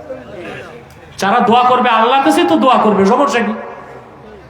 কথা বলেন, বাধা দেওয়া যায়? বাংলাদেশে কোন মসজিদে আসর নামাজের পর দেখেন না কত মুসলিম দৌড় দেয়? কথা বলেন, তাসবিহও পড়ে না। কোথাও দেখছেন বাংলাদেশে যারা হাত তুলে দোয়া করে তারা ধৈরা বলছে যে দোয়া করলি না কেন? তারপর জুতার বাক্স দিয়া কটা দিছে? তো যারা দোয়া করতেছো না, তোমাদেরকে তো আমরা কিচ্ছু বলি না, কারণ এটা তো ফরজ ওয়াজিব না। কথা বলে না। তো যারা দোয়া করছে তাদেরকে তুমি আল্লাহর কাছে চাইতে বাধা দেবার কে? এতটুক বিবেক থাকলেই তো হয়, দলিল তো লাগে না। কথা বলেন। তো প্রশ্ন আসে, একক ভাবে করব না সম্মিলিত ভাবে করব? আরে ভাই, যেটা জায়েজ আর সুন্নত,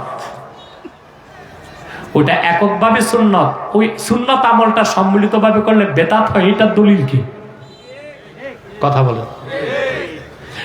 সব মুসল্লি কি সুন্নত তরিকায় দোয়া করতে পারে? ইমাম সাহেবের সাথে যদি হাত তুলে আমিন আমিন বললেই হয়ে যায় না? আল্লাহ কি বলছেন? তাআওয়ানু আলাল বিররি ওয়াত তাকওয়া, সওয়াবের কাজে, নেক কাজে পরস্পরকে কি করো? সাহায্য করো। আর একটা সুন্নত আমল ইমাম করতেছে, মুসল্লিদেরকে নিয়ে যদি করে, তাহলে নেক কাজে সাহায্য হইল না? এগুলো নাজায়েজ হবে? তারপর মাজমাউজ জাওয়ায়েদ কিতাবে ইমাম হায়সামি মুত্তাসিল মুসনাদ সনদে রওয়ায়াত করছেন, আল্লাহর হাবিব সাল্লাল্লাহু আলাইহি ওয়াসাল্লাম বলেছেন, আমার উম্মতের কোন মুমিন যদি হাত তুলে দোয়া করে সম্মিলিতভাবে, অন্যরা যদি আমিন আমিন বলে, আল্লাহ সেই দোয়া কবুল করে নেবেন। তাই নামাজের পর দোয়া করার দলিলও আছে, দোয়াতে হাত তোলার দলিলও আছে, সম্মিলিত দোয়ার দলিলও। এখন যে ভাই হাদিস বুঝে না, কাঠের চশমা লাগাইছে, ও হাদিস পাবে কেমন? এই চশমা খুলতে হবে না? আল্লাহ আমাদের কবুল করুন। আরেক ভাই প্রশ্ন করেছেন, আল্লাহর হাবিব সাল্লাল্লাহু আলাইহি সাল্লামের উপর দরুদ সালাম দেওয়াকে দাঁড়িয়ে কিছু মানুষ বেদাত বলে, তুচ্ছ তাচ্ছিল্য করে, পবিত্র ঈদে মিলাদুন নবী সাল্লাল্লাহু আলাইহি ওয়াসাল্লাম পালন করাকে বেদাত বলে। পবিত্র কোরআন ও হাদিস আলোকে সঠিক সমাধান জানার জন্য হুজুরের মর্জি হয়। দেখুন ভাই, প্রথম হচ্ছে মিলাদ বলতে কি বুঝি আমরা, এটা প্রশ্ন। ওয়ালাদা ইয়ালিদু ওয়ালাদা, এর অর্থ হচ্ছে জন্ম বৃত্তান্ত। অর্থ কি? তাহলে মিলাদুন নবী অর্থ হচ্ছে আল্লাহর হাবিব মুহাম্মদ সাল্লাল্লাহু আলাইহি সাল্লামের জন্ম বৃত্তান্ত আলোচনা করা। আল্লাহর হাবিবের জন্ম বৃত্তান্তের কথা কোরআনেও আছে, হাদিসও আছে, সবগুলো সিরাতের কিতাবে আছে। তো বোঝা যায় আল্লাহর হাবিব সাল্লাল্লাহু আলাইহি সাল্লামের মিলাদকে অস্বীকার করা কুফর, স্পষ্ট কুফর। তবে মিলাদ শরীফ পড়া এটা অস্বীকার করা তো কুফর। আর আল্লাহর হাবিবের জন্ম বৃত্তান্ত আলোচনা করা, শোনা, শোনানো আজিম ইবাদত, এই ক্ষেত্রে কোনো ইখতিলাফ নাই, অস্বীকারীর ঈমান নষ্ট হয়ে যাবে। প্রশ্ন হচ্ছে মিলাদ শরীফ পড়ার কাইফিয়ত কি হবে, এটা প্রশ্ন। আমরা যে কাইফিয়তে মিলাদ শরীফ পড়ি, এইভাবে কি কোরআন হাদিসে আছে নাকি, এটা প্রশ্ন। এটা কি? ইমাম সাখাওয়ী রাহমাতুল্লাহি আলাইহি মাকাসিদুল হাসানায় লিখেছেন, আল বিদআতু ফিল মাকাসিদ লা ফিল ওয়াসাইল কোন আমলের মূলে যদি বেদাত থাকে সেটা বেদাত, ওয়াসাইলে ওটা বেদাত হয় না, ওটা বেদাত হাসানা হয়। তা আল্লাহর হাবিবের মিলাদ শরীফ পড়া আর তা শোনা ইবাদত, এটা কোনো মুসলমান অস্বীকার করতে পারবে না। আসলুল মিলাদ কোরআন হাদিস সুন্নাহ ও ইজমা দিয়ে প্রমাণিত। মিলাদ শরীফের কাইফিয়ত কি হবে, কিভাবে পড়ব, এইটা নিয়ে প্রশ্ন আসতে পারে, এটা নিয়ে কি আসতে পারে। এখন আমরা যারা মিলাদ শরীফ পড়ি, জনপুর, ফুরফুরা, বাইতুশারফ, চুনতি, গারাঙ্গিয়া, আরো হক্কানি অনেক দরবার আছে, পিরি মুরিদি করে, এরা মিলাদ শরীফ পড়ে। এদের কাইফিয়তটা কি? আমরা উযু গোসল করে পবিত্র হই, আতর গোলাপ লাগাই, তারপরে একজন বসে আলেম মানুষ কোরআন শরীফ পড়ে, হাম পড়ে, নাত পড়ে, আল্লাহর হাবিবের শানে কিছু আশআর পড়ে, ঠিক না ভাই? আমরা সবাই মিলে দরুদ শরীফ পড়ি, তারপর তাওয়াল্লুদ পড়ি, যেটা আল্লাহর হাবিবের জন্ম বৃত্তান্ত, তারপর একটু দাঁড়িয়ে সালাম করি। এই তো ভাই, কথা বলেন। এখন হুবহু এই কাইফিয়তটা যদি সাহাবায়ে কেরামের যুগে না থাকে, তাবিনদের যুগে না থাকে, তাই বলে যদি আপনি বেদাত বলে ছেড়ে দেন, তো একটা ছাড়বেন কেন, বাকিগুলো ছাড়েন? তাফসীর ও কোরআন লিখে রাখছেন না, কথা বলেন। 3 যুগে এই কাইফিয়াতে তাফসীরুল কোরআন হইতো? আরে ভাই, নাটা ঠিক মতো কও, হইতো? সাহাবায়ে কেরামকে কোরআনের তাফসীর করতেন না? প্যান্ডেল করতেন? কথা বলেন। বক্তার পর বক্তা আসতো? কথা বলেন। এ রাত 12টা বাজাইতো? সাহাবায়ে কেরাম কোরআনের তাফসীর করতেন মসজিদে, ওইটার নাম ছিল মুদারাসাতুল কোরআন। একজন কোরআন শরীফের 10টা আয়াত পড়তেন, আরেকজন তরজমা করতেন, আরেকজন ব্যাখ্যা করতেন। সুবহানাল্লাহ। এখন আমরা কাইফিয়তটা চেঞ্জ করছি না, কথা বলেন। আমরা এখন পোস্টার করি, মাইকিং করি, কথা বলেন। 1 মাস আগে প্রস্তুতি নেই, প্যান্ডেল সাজাই, তারপর বিশেষ বক্তা, উপবক্তা, তারপর প্রধান বক্তা, তারপর প্রধান অতিথি, তারপর সভাপতি, তারপর সহসভাপতি, তারপর নাইজার মতিপতি, কথা বলেন। নাইজার মতিপতি মানে সঞ্চালক, যে তার আর কাজ নাই, শুধু ঘোষণা মুখে আসতেছে। এখানে কে সঞ্চালক? কে? হায় হায়, আপনি রাগ করেন না।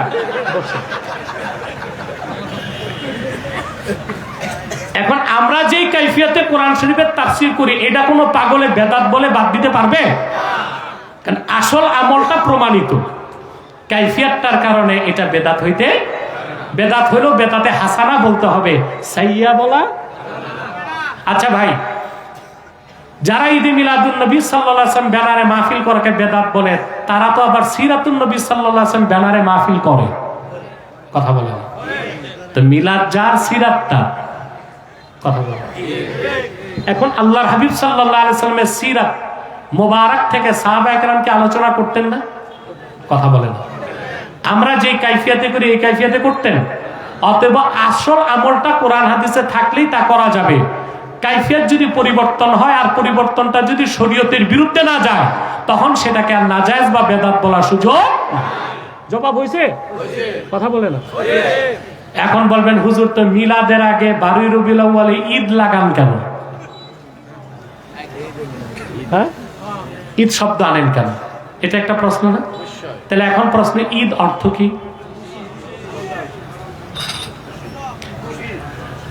আসরুরুল আয়েত, যে খুশিটা বারবার মনে জাগে, ওইটাকে বলা হয় ঈদ, কথা বলে।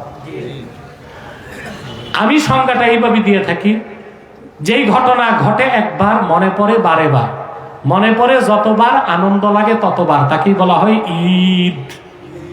তাকে বলা হয় ইয়ামুল আরুস। যেদিন আমি বিয়ে করছি, আপনি বিয়ে করছেন, ওই রাতটা, ভাষর রাতকে কি বলা হয় আরবিতে? ইয়ামুল আরুস। এখন আপনি আমি তো একবার বিয়ে করছি, কথা বলেন, কিন্তু বছর ঘুরে বিয়ের দিনটা, ভাষর রাতের দিনটা মনে পড়লে আনন্দ লাগে, কথা বলেন। আচ্ছা ভাই, দ্বিতীয় বিয়ে করলে কি আনন্দ লাগে? করে নাই, আল্লাহ তৌফিক দেখ আপনার আরো 3টা করা। কারণ আপনার দাড়ি পাকছে, আপনি ঢেকে রাখছেন,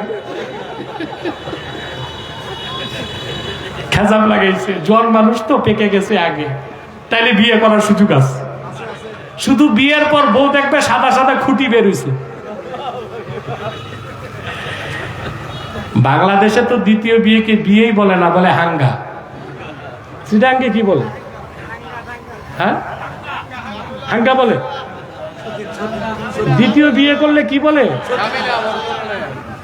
যাই বলুন, কিন্তু কথা হচ্ছে এই যে আমাদের বিয়ের ভাষণ রাতের কথাটা মনে পড়লে এটা আনন্দ লাগে না?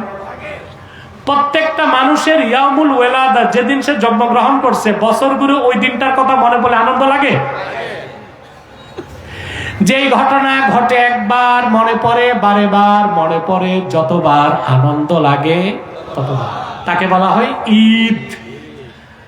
আল্লাহর আখির নবী মুহাম্মদ মুস্তাফা সাল্লাল্লাহু আলাইহি ওয়াসাল্লাম আজ থেকে ১৫০০ বছর আগে মক্কাতুল মুকাররমায় রবিউল আউয়ালের ১২ তারিখ সুবহে সাদেকের সময় আম্মা জান হযরত আমেনার নূরময় রেহেম থেকে মক্কা মুকাররমায় তাশরিফ নিয়ে এসেছেন যেই রাতে, সেই রাতকে বলা হয় লাইলাতু মাউলিদিল মুস্তাফা। বছর ঘুরে প্রতি বছর রবিউল আউয়াল মাস আসলে ১৫০০ বছর আগের সেই বরকতপূর্ণ রাতের কথা মনে হলে প্রত্যেক মুমিনের হৃদয়ে আনন্দের হিল্লোল বয়ে যায়, যায় না? তখন মুমিন যদি আনন্দ প্রকাশ করার জন্য শরীয়তের গণ্ডির মধ্যে থেকে